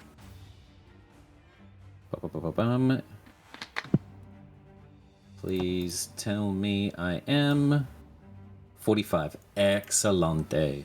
I'm going to collect a ball of green orbs that will sort of almost come out from the fabric of my my cloak that I have. A ray of sickness as a wizard of Nuitari, the goddess of magic that is associated with evil magic, dark magic from memory, and this black cloak that Revellion is wearing. And I'm going to shoot it with a ray of sickness, the Beholder. So it's going to be a... Okay. Excellent. A 27 to hit. It's going to deal a 3 points of poison damage. But can it please make a con save? 3 points of poison damage and a con save. Let's have a look here. Yes. Oh yeah, pretty good. 25. 25. I think this is more important so that the grapple stays on for as long as possible than saving it for something else. Yeah, you know what? Fuck it. I am going to portent that to a 3. Porting that to a 3. Yes. Thus bringing my total down to a 12. Yeah, DC 17 for this. Seeing all the futures back and forth where it sort of closes its eye before the poison seeps in, I'm going to, with a little bit of magic, not magic, a telekinetic mage hand is going to rip the eye open a little bit, as I do have telekinetic as a feat. Just roleplay, and yeah, it's going to spray into the eye unless this thing uses some sort of a legendary resistance. It does not. Okay. Takes the poisoned condition. So that was the main part. Poison damage, not much, but disadvantage on attack rolls and disadvantage on ability checks. And that'll be for, I'm pretty sure, let me just double check. I think it's for 1 minute. It'll be... sorry, it is poisoned until the start of your next turn. That's fine. I just need 1 turn of this thing being held in place and losing a check. I'm then going to move 5, 10... 15, 20, and then 25, 30 up the ladder as I'm going to run away from Thrash. Fuck me. I need to do the fly me further. And then waving back, I'm going to use my bonus action for that same mage hand, flying it across the battlefield, and I'm going to slap her in the cheek, shoving her with my telekinetic shove with the bonus action. Telekinetic shove as a bonus action. Is that an attack? It shoves a creature 5 feet, so I want to, I don't know, shove her down the steps. No, you know Dude. what? I don't care if she takes damage, as long as this, wakes her up. Yeah, take 1 point of damage, Thrash, and it is enough to wake you up. Let's give you that fun use of skills here. Hey, I'm gonna give you a little bit of something there. Okay. Thank you. Thrash turns around and gives a very fuzzy middle finger to the wizard.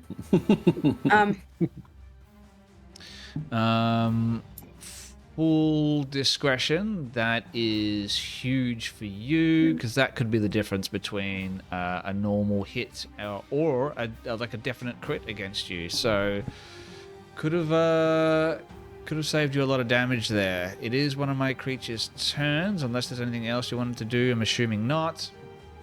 No. So moving right along, it is this creature's turn. I'm going to give it an athletics check in order to try and climb down safely from where it is. Oh, athletics. Let's roll that. Natural 2. So it actually falls from the wall and takes 2d6 points of damage.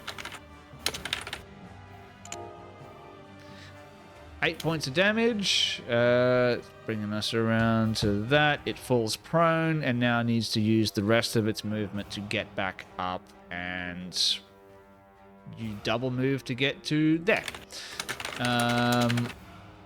Rolling poorly tonight, not enjoying that. Then it is that one's turn. What does it want to do here? You know what? Let's gang up. Let's make this real bad. No, let's make things interesting. This Displacer Beast is going to stalk back around. Should have the movement. It does. Coming back around, placing itself over there, and making an attack against the wizard. Excellent. Yeah. Okay, rolling an attack. That is a 18 to hit.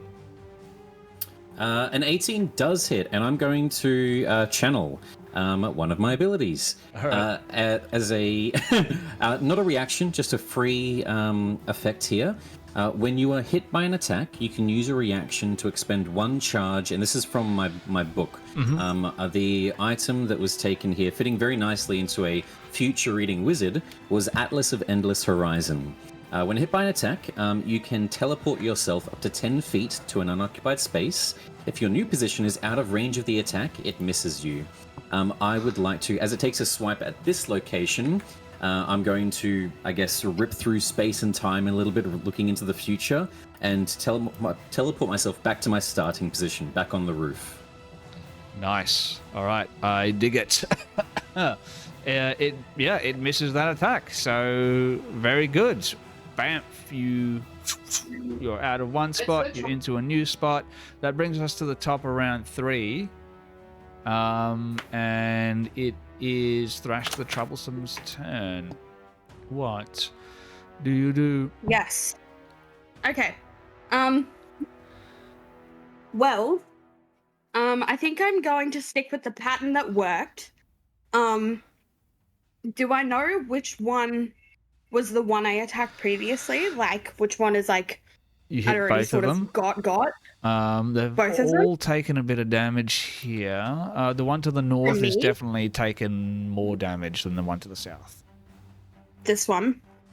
Yes. Oh, the one to the south is the one that fell off the roof. That's right. That's the only damage that it's taken. But the one to your north is definitely the one that you punted off the building. Okay. Sweet. Well, I'm gonna focus my main sort of, because as you see, I've got sort of like a couple extra special things. So, oh look, it's a displacer kitten! Oh my god! My displacer beast. Yeah, it's a displacer kitten. So I'm gonna do my main attack on the one I punted off the roof. Mm-hmm. Let's just have a looky-loo. Oh, I should mention, you fell unconscious. Your rage ended. Oh yeah, I'll rage again. That's fine. Okay. Bonus action, I'm assuming? Yes. Good. That means you can't make your bite attack. Yeah, that's fine. I don't want to make a fucking bite attack. Why would I do that when I can do 25 damage? No. Berserker, and I'm reckless, so I'm using my advantage, which is great because that is a 29, 30, 31, 32, 33 to hit, Sven. Misses. No. That's gotta be a hit. Oh, you sure? Yeah, just. You sure? You sure? Yeah, AC just? 32. Okay. Yep. Well, just to be a bitch, I'm going to use my hamstring. No, am I? Do I want to push it back? Actually, you know what I'm gonna do, Sven? As a part of my reckless, I can forgo my advantage from my next attack and add an extra d10 of damage to this attack. So that's what I'm gonna do. So instead of using my advantage on my next attack, I'm gonna use. You know what? Does that make sense? Makes sense. It's hard to explain. So because I've reckless, I get advantage on both my attacks. I gotcha. If I forgo my advantage on my second attack, I get an extra d10 on this hit. Okay. Yeah, dig it. Yep. Plus all my damage. So there's a lot of damage. Just let me get my calculator. This thing's probably gonna go down. Fingers crossed. Okay. So almost max damage. We love to see it. 16 plus 4. And then the 3d6. So it's 20. Plus 6. 26 total. And then the extra d10.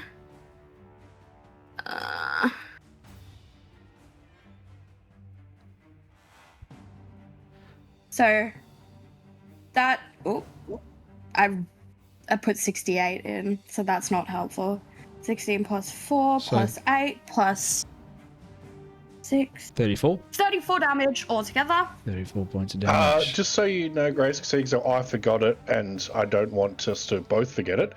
There is also rage damage where you add 3. Oh, I 2. forgot. Yep. Yep, Isn't it so did 4 I. this level? And I forgot the 4 on my turn too. So Yeah. So- So Great. 37 damage to that one cat, Sven. This displacer beast had 37 hit points left. How do you kill it? Oh, love it. Thrash is going to do her classic signature move and cleave this thing in half like she did in the original campaign. Literally in half, Corpse Bride style.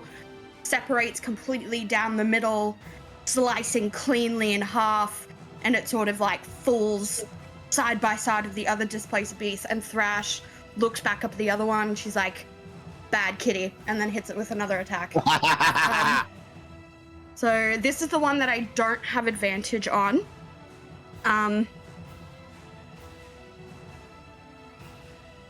So I got a 20 to hit. 20 to hit. Yes, that is a hit.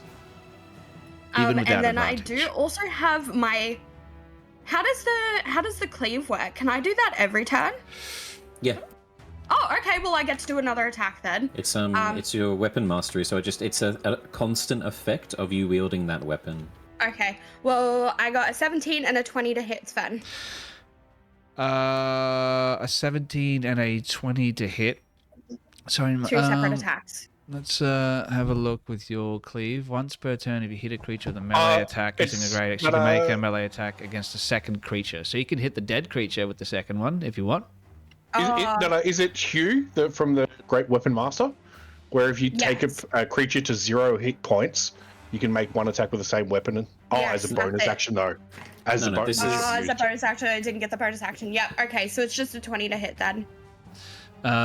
Okay, so 20 to hit. Yes, that is a hit. Amazing. That's right. I still get all the fun damage. So that is 15 plus the 4 plus the 3 from rage, and then the 3d6. And this is so much math rocks. It's driving me insane, but I'm doing lots of damage, so it's fun. What's the 4 from? Great Weapon Master. Yeah. Ah, nice. And then I also get a 4 from my... Actually, I forgot to add that. I also get a 4 from my axe. Sweet. 4 from That your is 31 damage, Sven. 31 points of damage. All right. Yep. A brutal hit. Is this one also dead? Nope. Is it also dead? No. No? No. That's a shame. Is it bloody? It is bloody awesome. That's what it is. Oh, damn it. Okay. Bloody is 50% Well, I hit guess points, that's so it. if that is the way we're going, yes, it is bloodied. Okay, well, that's it for me then. That's it for you, ending your turn there. And I'm also happy to keep going as long as we need, by the way. Don't you have to be If we up very, have to. very early? I'll be fucking fine. I'll figure it out. All I'll right. just have a Red Bull. That's why caffeine exists. We'll go a little bit longer here, but I am happy to pick it up again another time. So let's go a little bit longer here. My creature is going to take one of its legendary actions. Is going to target Grim with one of its eye rays. Ray Stevenson here is going to attack you. We need to start attacking that. I need you to roll Beholder. Oh, come on with this bullshit. A Constitution saving throw. Excellent. Good night, Jem. Con save. Yeah. Not Jim. I don't think I have advantage, so... Come on, natural one. I'm due. 19? Son of a beasting. All right.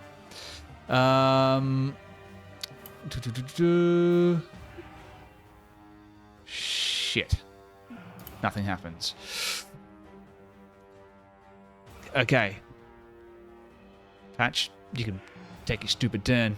What do you do? Thank you. Okay. So I've been waiting for this one. Thrash, you're gonna hear a familiar howling as from the other side of the building, Patch casts Summon Celestial at 5th level. Excellent. Now, this particular Celestial is themed like Patch's bestest boy Bark, the dog that got mercilessly tortured in the Underdark.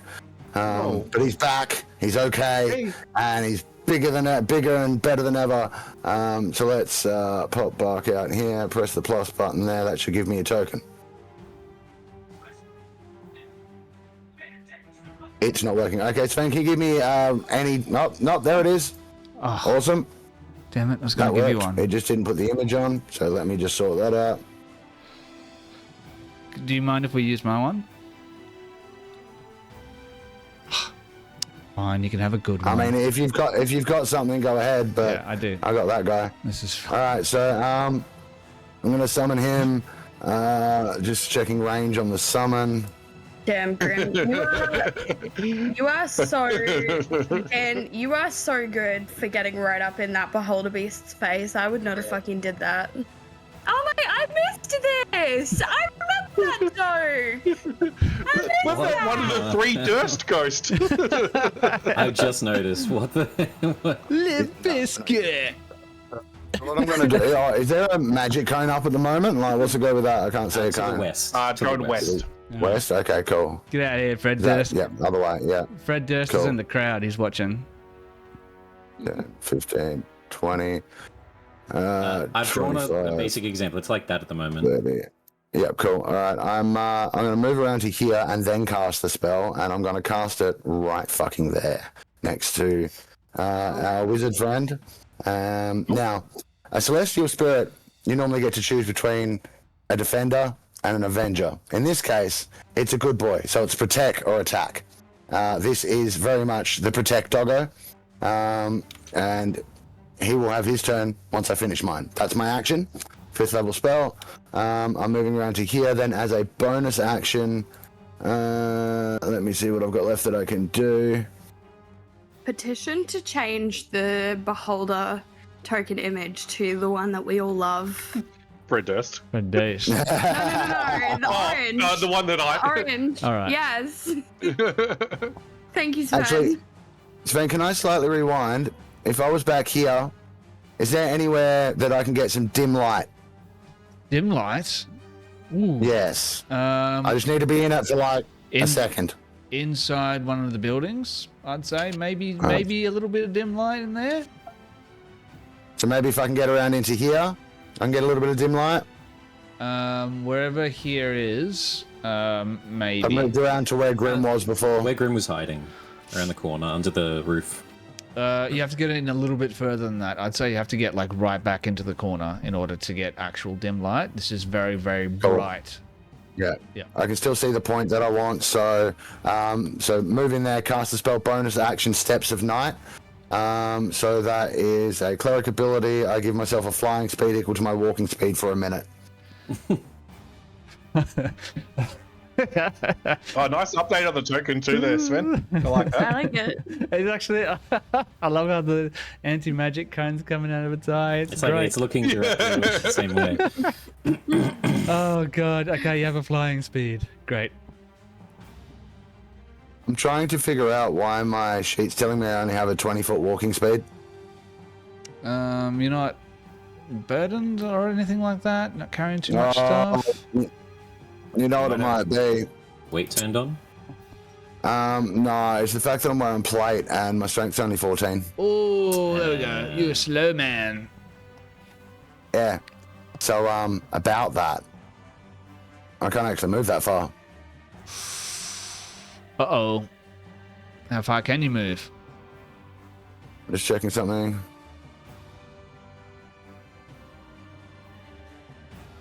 20 feet would get you to there if you wanted to go in the opposite direction, but get like shade. Yep, fair. And then I can just cast the spell. Still be able to I see, can't like- see up there. I can probably see to there and it can move, so that's fine. I'm just thinking, I'm reading the armor, and this is why I thought it would be alright. So I'm wearing demon skin plate. Ew. So it's a pot of bubbling black ichor that kind of fits to my form and becomes armor. It can be worn under normal clothes and it doesn't impede bodily functions. Once you put it on, it can't be removed, blah, blah, blah. So you can still get an erection gives you while resistance wearing to it. poison. I don't know if bodily functions is your teeth. strength. I think it's just that Yeah, you can maybe. still shit through the armor. you can Yeah. you can still get And it doesn't aroused.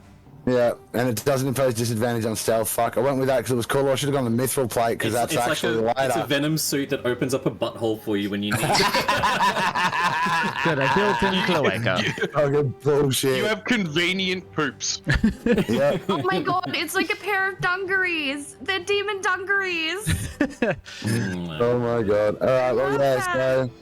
So I'll do that. Steps of Night. I can fly, but I can only go fucking 20 feet a turn now. So, damn it. But that being said, Bark the dog is much faster and much more capable than I am. So he is then on immediately following my turn. Gonna fly over to here. Yes, he can fly. And he's like, whoa, leaps over. Fuck! I didn't see you in my vision. And he's gonna start laying into this mofo. So 2 seconds. Bart gets a multi-attack. He'll be making a radiant bite. It will need to be down lower. The Displacer Beast is on the level lower than where Rebellion is, because Rebellion shot up there with his magic. 10 feet up, right? Large creature occupies a 10-foot space. If I'm right above that 10-foot space, I can hit him. I'd give it cover if you're biting down. I can also fly, so how about I'm just like here above it, right on top of it? How about the dog turns to the evil side? No, okay, attack it. Go ahead. Oh. Okay, cool. Thank you. I need to be within 10 feet of Rebellion. That's all. All right. So first hit is a 22. Is that hit? 22 is a shot. A shot. Awesome. The Displacer Beast is going to take 9 radiant damage, and Rebellion, you are going to gain 3 temporary hit points. Second attack. 26 to hit. 26 is a shot. That will be 16 radiant damage, and let's try again. Nope, only 1, so I'll give that to Bark himself. So he gets 1 temporary hit point, and that will be the end of his turn. And he gives you like ruff, ruff, as in like get on. And that'll be the end of his turn. Take me over there, and I'm going to point towards the chest. Yep, cool, no worries.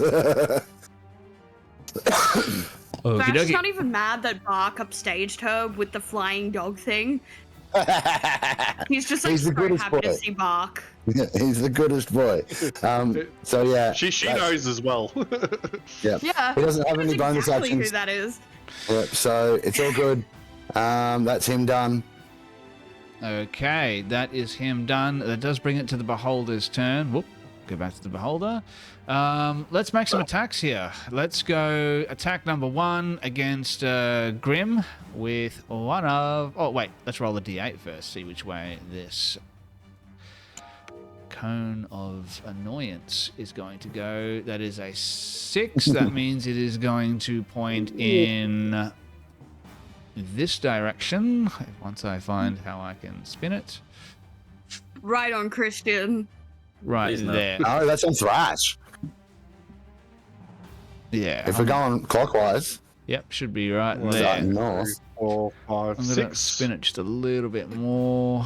I cannot see it, just so you know. I don't know if you're on the DM layer I'm with going it. to delete it, and I am going to put it there again. That might be what I need to do to get you guys to be able to see it. Boom sauce. There it is. Can you see it now? Oh, okay. All right, so Yeah. it's going to be there. That's what we wanted. Ah, that's fine. That's it. It does nothing to me anyway. There you go. Any magical It nonsense? negates the magic of your axe, but otherwise. Yeah. Yeah. You I hit mean, things are fine. But the Displacer Beast doesn't have its magic too. That is correct. Exactly. Let's talk about some attacks. Who do I want to get rid of the And most? it's not over the goodest dog too. That's the main one. Yes. It so is.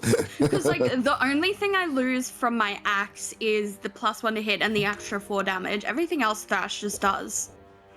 So, like, Grim, this first one's coming at you. Yes. You said you made your Okay. dexterity very high, so roll me a dex saving throw, please. Do I see this coming? I don't know. Do you see this coming? The eyeball turns towards you, so sure. Danger Sense says I get advantage on dex saves if I can see it. Basically, I think it's just as long as I don't have the blinded condition. Yeah, I mean, there's no reason why you wouldn't be able to see it. This purple Burn and face energy me. shooting from an eye stalk. Please roll up. 24. Son of a bitch. Son of a bitch. All right, okay, that's enough. But you are going to take... Let's have a look here. Ooh, nice roll there. 26 points of... No, actually, shit roll. Terrible roll. What am I talking about? 26 points of... what kind of damage is this? Necrotic damage, as this beam just pierces right through your chest. You can see Grim begin to age right in front of your eyes. So that's the first one. You know what? Creature's not too keen on you. It's going to fly up into the air. If it's going to leave my space, I'm going to enact Sentinel. All right. And Talk to me about opportunity Sentinel. attack. Opportunity attack, and if you hit it, it stays where it is. Am I correct? Exactly. Alright. And I currently have advantage because of Reckless, and it hasn't rolled back to my turn. All right. Make that attack. 25 to hit. That is a hit. So it stays where it is. The gamble did not pay off this time around. We are crushing it, Dan. And that's 11 plus 4 plus 3, so that's 18 points of damage. Barbaroos for the win. All right. Who knew? The party makeup is just 2 barbarians. Chipping away here. And whatever else the other 2 are. I mean, Yeah. I didn't notice, did you? No, not really. I didn't notice. I mean, I was too busy focusing on the 85 damage I did the turn before last. All those extra hit points you guys have got. Okay. Oh, that is true. I did just take my first hit then, so yes, thank you. This is true. No, Patch is doing something. I think it's just the wizard. Really wanted Have to you fly dealt up. any damage yet, Christian? I've dealt 3 points of poison damage. Oh my god. But he's also Actually, wait, it's poisoned as well right now, so Yeah. it's actually going to be good. yeah, that's really good. Really wanted to. Have you had a turn since you poisoned Guys, it? Christian's doing all the heavy lifting for He us. has not. Okay. No. All right. So still poisoned at this point. Really wanted to fly up into the air and make an attack against the wizards. That's not going to work. So, you know what, Grim? Have another one. Have another Okay. array here. God damn it! Another deck saving throw. Son of a bitch! You're gonna get a 1 this time. It's gonna be a 1. I see it coming. Oh, 26. Shit bags. Okay. No, I already used the nat 1 on the saves fun. All right. 11 points of force damage. Force damage, okay. Okay. All right. Last eye ray, and need to pull something out of my ass here to make this work. This one is coming up at you, Patch. Let's find out what I need you to do. I need you to roll a Constitution saving throw. Awesome. I'm really glad I chose resilient feat and pick Constitution. Oh, nice. It's only a 14 though. I think we've worked out that was a fail. You fail. Yeah, because the 16 was just a pass, I think, wasn't Yeah, and Christian failed on a 14, I thought. You know how the Beholder has the poison condition? it? So do you son of a bitch, and you have 8 points of poison damage Okay. That's not too bad. until the end of your next turn, and you cannot regain hit points. Okay. I only take 4 points of poison damage because the armor I'm wearing gives me resistance, but I still. Let me just check if I get advantage on saves. I don't think I do. And you do have a concentration check here. This could. I know. I have advantage on those though. Okay, that's good. Concentration check with advantage. DC will be 10. Please no nat. We're double nat ones. golden. We are golden. It's all good. Shit. Concentration. Nice. Oh, yeah, plus 8. Yeah. I really regret my man. decision to not control the anti-magic field here. And we thank you for it immensely. Yes. Yeah, I should have just used it You might have- tactically. Love you. It might have sped up the combat, but my gosh, it made us a lot easier. Alrighty then. End of its turn, bringing us around to Grim. It is your turn. I would like to jump up, grab its eye stalks, and twist it so it faces due west. One thing, so the anti-magic field is not coming from an eye stalk. That is coming from the central eye. Oh, but the eye stalks are like the handles in my eyes, where I can like kind of All right. rotate it around. A grapple. But that's all like. I'm trying to grapple it and just see if I can just get it down. Gotcha. Let's Nice. let's do a grapple zoney here. That is a contested roll, I think. This is a blind spot for Not me. anymore. What is it? I believe you make a strength save against 8+ my strength plus proficiency, which will be a 17 DC. 17 DC 17 strength save. And you have disadvantage because you're poisoned. Okay. Sure, it's not a perception check.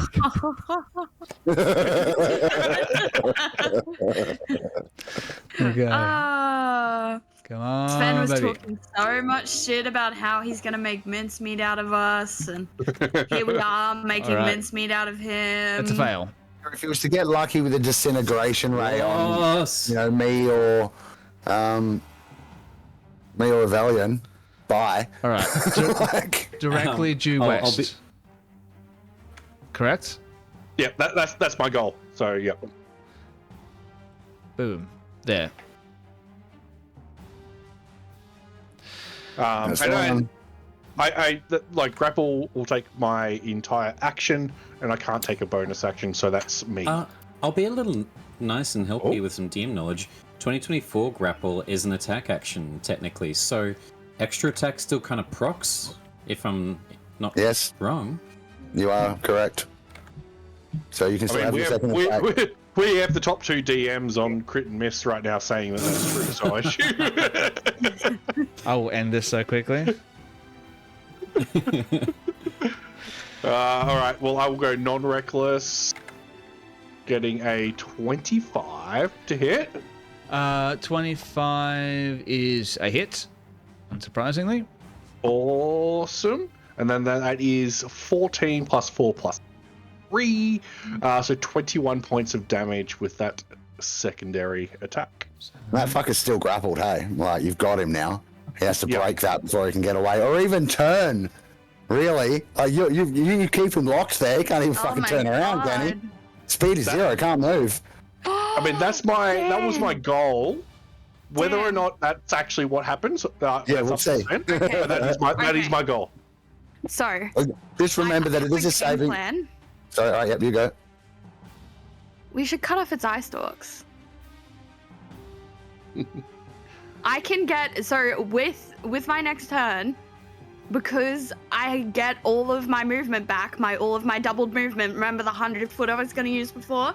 That all has recharged. You So haven't used if you feel and want some agility, help have you? slicing and dicing, I would be happy to assist. And I'll just take the damage from this displacer kitten, because at this point it's like pretty much dead. I'm not too worried about it. All right. Oh, Sven looks like he's seen a ghost. Oh my god. Ending your turn. My creature is going to take one of its fucking legendary actions. It's just seeing his game fall apart before his eyes. I'm so sorry. Have I been doing this incorrectly? No. What? No, I haven't. Okay, that's fine. No, it's the children that are wrong. It's everyone else. It's my tools that are wrong. Okay, so using one of its eye stalks to target Grim once more. Yep. I'm due here for something good to happen. It doesn't make sense to keep attacking the barbarians, but I don't have much of a choice here. Make me a Constitution saving throw, please. And a con save as well.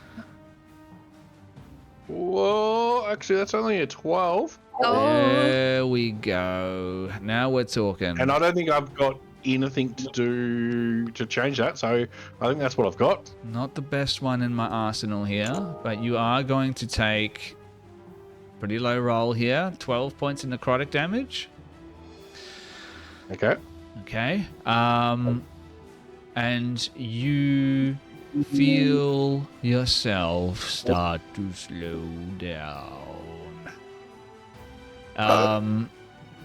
Until the end of your next turn, your speed is halved. You can't take reactions, and you can take either an action or a bonus action on your turn, not both. are we still grappled though? Not, then? yeah, still grappled. Not the worst then. Still grappled, yes. No reactions and so on and so forth. That is the end of its legendary action. It is the dead Could be creature's worse, turn. so that's good. It's dead. It is Revelion Sylvanos' turn. Excellent, excellent. Okay, I'm going to use movement to jump on the good boy's back. Okay, onwards! And I'm going to point to the east to the chest. Obviously on its turn. For now, though, action and bonus action is probably going to look like this. Action. I was tossing between two things, but I think I might save the other for a following hit. For now, I think we're going to start to try to concentrate on some magic. I'm going to 5th level upcast as the spellbook opens back up, and as shards of memories of the beholder, as I start reading back into its past, its future, lovers that have left it, broken hearts, situations where it's fallen into a trap, multiple different universes of it dying are all going to appear as tiny little triangles and swarm around it. And I'm going to cast Cloud of Daggers as a fifth level spell. No saving throw. It's just going to take 10d4, and I'm going to place it around the center eye as it starts slicing through the eye, all these shards of memories. And it can take that damage on every turn until it moves away, but it's grappled, so no movement. Yes. And the first loss of this slicing through its eye is going to be 31 force damage. That's great damage. So hopefully averaging around... Competent. Averaging 25 to 40 points of damage per turn, as long as we can keep it there. Yeah. As these things' worst memories are going to slash through. Alrighty, very good. This beholder must have seen some shit. Anything else, or...? That is going to be action. Bonus action is... Let's have a little quick look. I still think it's my best play at the moment, to be honest. So yeah, I'm just going to the Displacer Beast that is. Actually, you know what? Hopefully, some movement might reveal it to my companions. I'm going to reach my mage hand across the battlefield and slam it inside the gelatinous cube and try to push it 5 feet towards me. Can it please make a Okay.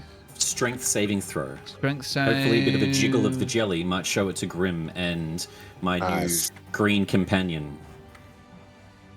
Okay, strength save. Oh, I just had a thought. It fails, so moving 5 feet, and you can move something that's large. Just towards me, yeah. Yep. So it's just going to go, yeah. And I'm just hoping that movement is going to reveal a little bit to my companions, because it's not going to be sitting there stuck like furniture. But that's my turn otherwise. Very nice. Sven, can I just ask a context question and like a hypothetical? Hear me out.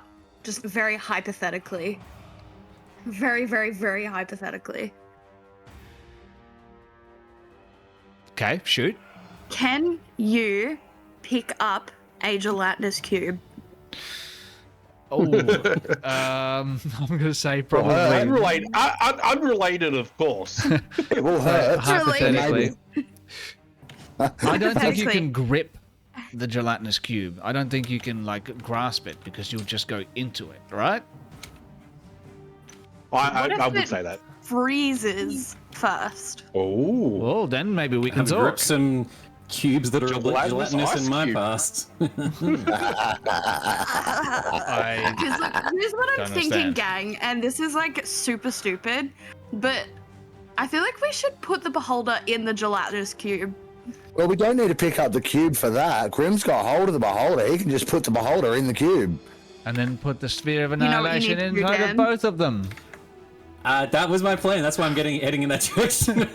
Amazing! A cloud of daggers, a gelatinous cube, and a sphere of annihilation. We're just gonna grind this thing in a blender. We are so in sync, y'all.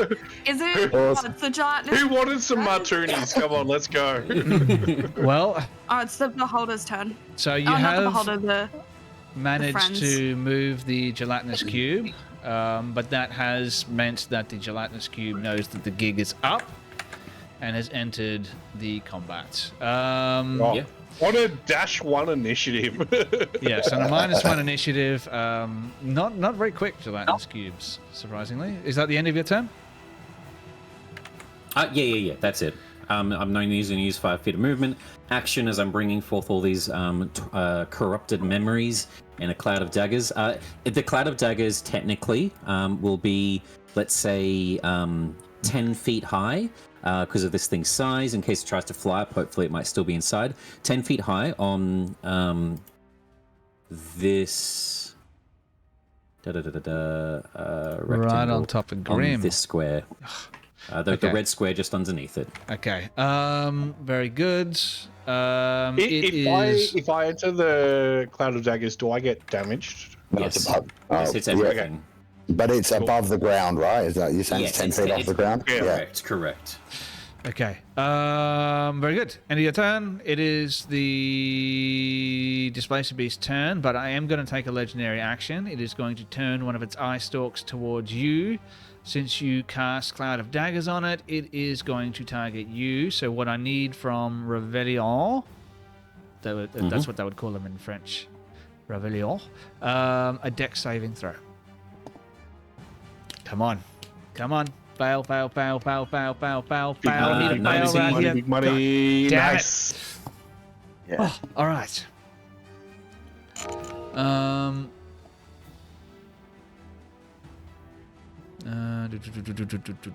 You're going to take 25 points of force damage. Okay. Okie dokie. 25 points of force damage on that one. It is one of my Displacer Beast's turns. It is going to make an attack or two against the cat. Can Come it at hit? me, motherfucker. First one with the rend, natural 1. Awesome. Hits itself. Epic. All right. Tentacle. 14 for a dirty 20. That's going to be a hit. You're going to take Yes. 12 points of piercing damage. Do I get resistance against that since I'm raging? I don't know. I don't know how the new rules work with rage. Yeah, you get resistance to bludgeoning, piercing, and slashing. Awesome. Okay. It is the other creature's turn. The Displacer Mark, Beast. Discord. I think I Well, have one legendary action remaining, and I'm gonna go ahead and use it. To make another eye ray against the wizard. Try. Oh, is Cloud of Daggers concentration? Yeah, Yeah, roll the that pass is past. Oh, you Yeah. passed. All right, so I'm going to target you again. Okay. Have to roll a dice, figure out what kind of horrible thing is going to happen to you. That one. Okay, I need you to roll a wisdom saving throw for me. Please fail, please fail, please fail. Ooh. Uh-oh. Oh, that's not good. 14 points There's of some things. There's some things though. psychic damage. And is anyone going to do anything? Anyone doing anything here? No? 14 points of psychic damage? Checking all my stuff. And a couple things are going to happen. You Again, same things before. Not an attack roll, not a spell. Not an attack roll, not a spell. Just an eye ray. Okay. Ray Charles. No, I think unfortunately that takes effect. Yeah. Okay, all right. You are charmed. That's a bad one. It's not great. As the effect waves across Revellion, Can't be charmed. it is going to pass through one side and the other. My tranquil mind. You obviously know nothing about my lineage. I am an elf. I cannot be charmed. Yes. Oh. Things are not Here I working was out thinking well like for me. Cloud of Duggies was going to come down, but like, nope, charmed. Yep. Okay. Epic. How much damage though? As I may still lose concentration. 14. 14. I will take that and then make another with concentrated mind advantage con save. Okay, close. 13. It was a natural 1 and a 10, so I just passed. And actually, Sven, more to the point, me and Dan can't be charmed either or frightened because we have because of our rage, we have a condition called impenetrable mind. Because we're dumb Because you're idiots. and just enraged, we can't be charmed or frightened. We're strong of character, thank you very much. You big fucking We're dummies. just really fucking pissed off, so we cannot be charmed or frightened. All right. Very good. Good to Strong know. of character is what I hear. Good to know. I'll find the specific wording, but yeah, it's like you are so pissed off that you cannot be charmed or frightened. All right. That is the end of the Beholder's legendary action. That does bring it to the Gelatinous Cube. The Gelatinous Cube has entered the combat, and I need everything I can get here. So the Gelatinous Cube sees a nice little meal. How far away are you? 25 feet towards the west. Now, it does only have 15 feet of movement, but there's no reason why it can't double move and use the engulf ability. It can move through spaces of large or smaller creatures if it has room inside of itself to contain them. Alright, it is going to try and move right over the top of Grim. Right there. Oh, excuse me. So, what I'm going to need Excuse me. is a dexterity saving throw.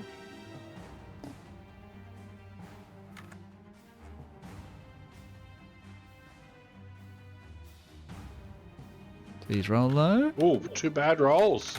14? Ooh, it's a low DC because this is a terrible creature. Let's have a look here. Failure. Acid, blah, blah, blah. Success. Alright, half damage. So, 4 points of acid damage. Okay. And you can move to an unoccupied space within 5 feet of the cube. So... Question, Sven. Yes. Around the physics of D&D right now, is the gelatinous cube taking that damage as well because its eye socket is attached to his hand? Is the beholder taking the damage? No, because if the beholder was going to take damage from the gelatinous cube, then I would say Grim should take damage from the Claridagus. So I will say They're entirely different sizes. yeah, different I positions. understand. 5 feet. No, get out of here. Fuck you. It's not taking the damage. You can take 8 points of fuck off damage. It is called mindless rage. When your rage is active, you have immunity to the charmed or frightened conditions. If you are charmed or frightened when entering your rage, the condition ends immediately. Alrighty. So I need you to move somewhere within 5 feet of the gelatinous cube, please, Grim. Mindless rage. Okay, so it's easy, just there. Yep. Okay, moving over to there. Might make a difference here. Don't know how, but Thrash the Troublesome, it is your turn. It is my turn. Your turn? So Here's my turn. So that initial 500 feet of move, 500 feet, fucking hell. That initial 100 feet I was gonna move to do that massive fuck you play. I don't even need it. Oh my god, why have you given me all this movement that I don't need? Okay, well, I'm just gonna go here. And then, I'll Does a just take 19 whatever beat damage. your armor class? Yes. Cool. You fall prone and take No. This is an attack roll. 15 points of damage. And Sven, we had a raid, just so you know. Sorry, what? A raid. Oh, all right. Yes. Oh, hello. D&D Live presents. Good to see you. Sorry, it's very late. I'm very, very tired. And rude. Okay, so, yes, this is an attack. Attack? Okay. A reaction. I'm going to silvery barbs that, please. All right, rolling again, taking the lower of 2 rolls. Natural 20, come on. Okay, an 18, that still beats her armor class, which means she does take... Did I roll the damage? No? Okay. All right, good roll. 12 points of damage. You do fall prone, thus taking away half of your normal movement speed if you wanted to get back That's fine. up. Look, how much damage am I taking against one? Ooh, 12 slash. So Probably I'm half only the taking 6. 6. Okay, turns out I do need that 100 feet of movement, which is, you know what, I've been knocked prone a couple of times. So it's come in super handy. So where was I? I was here when I was knocked prone. Let me get my ruler. Cool. So 40 feet gets me precisely here. And then I'm going to just hit this beholder with everything I have. Let's Are we go. ready? Gonna hit it with your rhythm stick. Ka-chow. Okay. So, I'm just gonna do both attacks, Sven, just to save us some time. Oh, I'm gonna reckless as well. Good. Yeah, because I'm not a dum-dum. So 12 that is hits. 20 to hit for the first attack. What's with And I'll roll- what's with the 12 there? Oh, I forgot to roll with Reckless. advantage. That's Because gonna I'm be recklessing. yeah. It's That'll a be reckless attack. Oh, yeah, oh no. So the first one's a 12 and the second one is a 10 or whatever? 20. Reckless. 20. 20. Okay. I rolled alright. twice because Yes, it was a gotcha. reckless attack. So it's, yeah. Alright. Just trying And to then this is the second attack. get anything I can get here. So that is a 21 to hit. Yep, both hits. Amazing. I'm just gonna do all my math at once because that might be Alright, easier way to we'll do see you this. next week. Yeah, I've never dealt this much damage before. Okay, so I'll add all my extra thingamajiggies. Okay, so 2 of these. 2 attacks. Oh, 16. Nice. 1 more of Very these. nice. That's 15. And then I get to roll 2, 3, 4. And then, oh, that was a shitty roll. That's fine. Yeah, that's bad. And then I am going to Jesus. use, so we're at 59 damage currently. And now I'm going to use my forceful blow. Actually, guys, do we want it to be pushed back or do we want to reduce its movement? Reduce You- movement. Yes. You still have 7 damage each hit to add. Oh, okay, so Yep. 7 and 7. So that brings it up to a total of 73. And then I'm going to use my hamstring blow. So its movement is now 15, Sven. Its movement is 15. And I do not Or is it take... reduced by 15? It's reduced by 15. And to move up to it, I do not take attacks of opportunity. So if it goes running, I can chase it without taking an attack of opportunity. That doesn't make sense. Let's have a look. Skis. Maybe if there were other things around, she would be able to chase off after this and not take help from those things. It says, hang on. Straight away, blah, blah, blah. Half your movement. So when the chosen attack hits, the target is movement speed is reduced by 15 feet straight away. You can then move up to half your speed towards the target without provoking opportunity attacks. Oh yeah, so that it's not nothing's really going to happen. If you hit it with a ranged attack, it allows you to move a little bit. Nice. No stress. That's cool. Well, Yeah. that is 73. Oh, actually, sorry, I forgot. Also from my great axe, so it's another 8. 81 damage altogether. Ooh, boy. All right, 81 points of damage is a lot of damage. Not That's a lot of damage. Not enough to kill it, but yeah, it's not Now- looking great. You've attacked twice. Do you still have a bonus action, some kind of extra attack thing you can do, or? Bite it with my bonus action. Thank you, Taroka card. Sven, how do I bite it with my bonus action? Just make an unarmed attack. Yep. Can I use my claws? You just do Like, can I 1d6 use the plus your modifier strength. for my claw? Yeah, The modifier will work for it, yeah. So Sure. 1d6 plus 9. Yeah, but they attack roll first. So 9, 10, 11, 12 damage extra. Do the So roll hit. altogether, please roll me. 93. Oh, I forgot. Yep. Thank you. Still reckless, I'm pretty sure. Right, Yeah, it's still reckless. Yeah. I got a 19 Yep, anyway. okay, But so an additional 9 points of damage, was it? yep, so altogether that is 93 points of damage. Rage damage again. Good round. Right round. Rage damage? Yeah? So that's Yeah. an extra 3.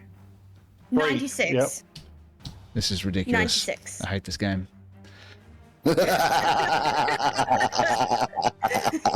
You shouldn't have let me rebuild her. Now Patch. she's at her full potential. Now's the time to turn, buddy. Now's your chance. I rebuilt her. Great. Are you talking to me, Sven? Yeah, man. Kill your friends. Nah, fine. Charmed by me. What's in it for me? What's in it for me? I'll give you $20 cash. No, like about the only thing that's gonna do it is you convincing fucking What's his face? Mind Flayer, dude. no, convincing Ali to allow us to resurrect her character that died because that's the only thing he's trying to accomplish is to bring her back because he failed. That's his only fucking goal, right? So if you bribe him with that, maybe. But until then, Oh, and she magically appears next to you. And she's like, thank you for resurrecting me. I was wrong this whole time. Okay. Sure. Kill your friends. sure, yeah, totally gonna kill my friends. No, look, I was gonna do something else this turn, but. Guys, action economy. Just blend the fucking what's its face. Just treat it like that fight with Merkel and BG3 and soak up all the damage from everything else and just keep hitting Merkel until he dies. Come on. Yeah. Don't hit my Merkel. That is my strat for that fight, and that's a terrible strat, and I don't even care because it's worked every single playthrough for me. Did 24 hit? Thrash? Yeah. No, the beholder. Maybe. I'm gonna say yes, I've hit with a 24. 21 radiant damage, and if it's still alive, whoever hits it next has advantage. That is a 5th level guiding bolt.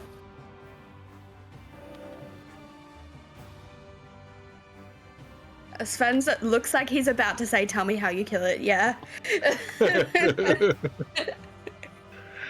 I thought this was going to be tougher than what it was. Yeah, And me too. the I was so beholder scared. bursts into radiant flames with an otherworldly screech. The flesh begins to slough off of its body. Its eye melts, pooling on the ground in a macabre reminder of the majestic beast it once was. As Did the you have beholder fun dies, running a beholder spin? I did have Was fun that running a great? beholder. It was amazing. It would be better if I could roll above a fucking 3, but I did have fun. Beholders are great creatures. I'm not gonna drag this out any longer than we need to. There's a gelatinous cube. There's a couple of displacer beasts. But I mean, you have just a sphere of annihilation. 4 characters who've taken almost no damage. 5 if you count the dog. You guys give me Look about. Sorry. a narrative about how do you finish the rest of these creatures off and stand triumphant at the end of this combat. All right. Well, Actually, you know what? I can tell you. can I just? Because Thrash just used a weapon that wasn't her axe. And it is a berserker axe. It wasn't a weapon. You just bit something. It's fine. Okay, cool. I think. I did want to say, like, so, Thrash, you might remember last time you saw Patch kill something. It was probably that Hydra, and he was very upset about it. If you happen to glance in his direction this time, you're gonna see this lingering, burning green energy in his eyes, and just a faint smile tugging at the corner of his mouth. And as that finishes up, Bark the dog is going to kind of like just turn around and lick Revellion with a healing lick ability, and give him some hit points back. Just Good boy. you also notice the breath is a bit decrepit, like maybe this. Yeah, Much more useful than whatever that thing is. I think really honestly, like mopping up. If We've you got 2 guys cats. want, Aurelion already has a plan for what was hoping to happen. With all of you guys already on one side of the battlefield, the sphere honestly is just going to be ignored. I'm going to point for Pluto to take me over to the rest of you guys, and trying to bait as many of the creatures as possible to us, with the barbarians forming a bit of a front line. We're going to upcast as a sort of line of memories starts glowing as sigils across the floor within like 100 feet in a straight line, underneath both of the displacer beasts, underneath the gelatinous cubes, as we try to line them all up. And then with a burst of black flame through the Nuitari magic, part of the feat is when a creature fails a saving throw, they take damage, or you can do this once per day whenever you want to. You can roll a number of your hit dice equal to your level and add that to the damage. So it's going to be a upcasted 5th level wall of flame of black fire that is also going to deal an extra 10d6 damage on top of that as I sink all of my hit dice into it. So it would be, I think it is, 16 d8 roughly of like damage as the wall of flame disintegrates everything in front of this. I guess the front liners for me. Nice. The last of the creatures falls, and the gong sounds, marking the end of this combat. Just for a little bit of a peek behind the DM screen, that is a CR 13 creature, meaning it's supposed to be able to hold its own against level 13 characters. Add in 3 level, or CR3 rather, displacer beasts. Of course, we had the gelatinous cube, which chose not to enter the combat until the last round, which is only, I think, a CR2. It's very low. Really hoping to just catch someone off guard, do a little bit extra damage there. The box towards the north had a single crystalline vial filled with a shimmering liquid, which was a potion of heroism. But the box on the western, I think, Dan, I think you called it, that was a mimic. So we had a little bit of a show of some of D&D's greatest and most iconic monsters, and you defeated all of them. So going to have to bump up the CR for the next. And this is really just an experiment for me for Beckoned Blackest Night to know how much you guys can actually take, and a little bit of a show as well, how unbalanced the CR system for D&D is when you have characters of this level. It's more accurate than the lower levels, but yeah. Yeah, I did some experimenting with Fizz and some of the others with one of my other games, and we figured out that once you get up to about level 10, you're looking 1-for-1. So like a level 10 character, provided they're not, if they're combat oriented anyway, can toe-to-toe a CR10 creature, one-on-one. I've put guys up against dragons of equal CR, and they fucking smash them. So just wanted to see, really wanted to test the boundaries, do some experiments, see how far we can push things safely. We will be doing another one of these hopefully sometime again in the future. I'm going to be changing up the creatures. I'm going to be changing up the arena a little bit. Put you guys up against some even more terrifying creatures from the Dungeons and Dragons multiverse. But we do have to bring this one to a close. I got to be up at 5 o'clock in the morning. Grace has to be up even earlier than that, I believe. But before we do end this episode, I just wanted to say thank you to our channel affiliate, Fruit Bowl Dice. Make sure you check them out. They got 10% off sale at the moment. Just use the sale code TAXBACK10, whatever it was, as well as the affiliate code Crit and Miss or Sven is Awesome to get a free gift with any purchase. And check out tabletopaudio.com for all of your sweet ambience needs. Join us again next week, Tuesday, 8 p.m. Australian Eastern Standard Time for the next episode of Vecna Eva Ruin. Featuring Mark in the DM seat for that one. And we'll be back again next week on Thursday night for the next episode of Beckoned Blackest Night, which is our Curse of Strahd actual play live stream. Thank you to everyone who is here from the raid. We appreciate your supports. Make sure you like, share, follow, subscribe across all of the medias that you can do all of that stuff on. And we'll see you all again very, very soon. Good night, everybody.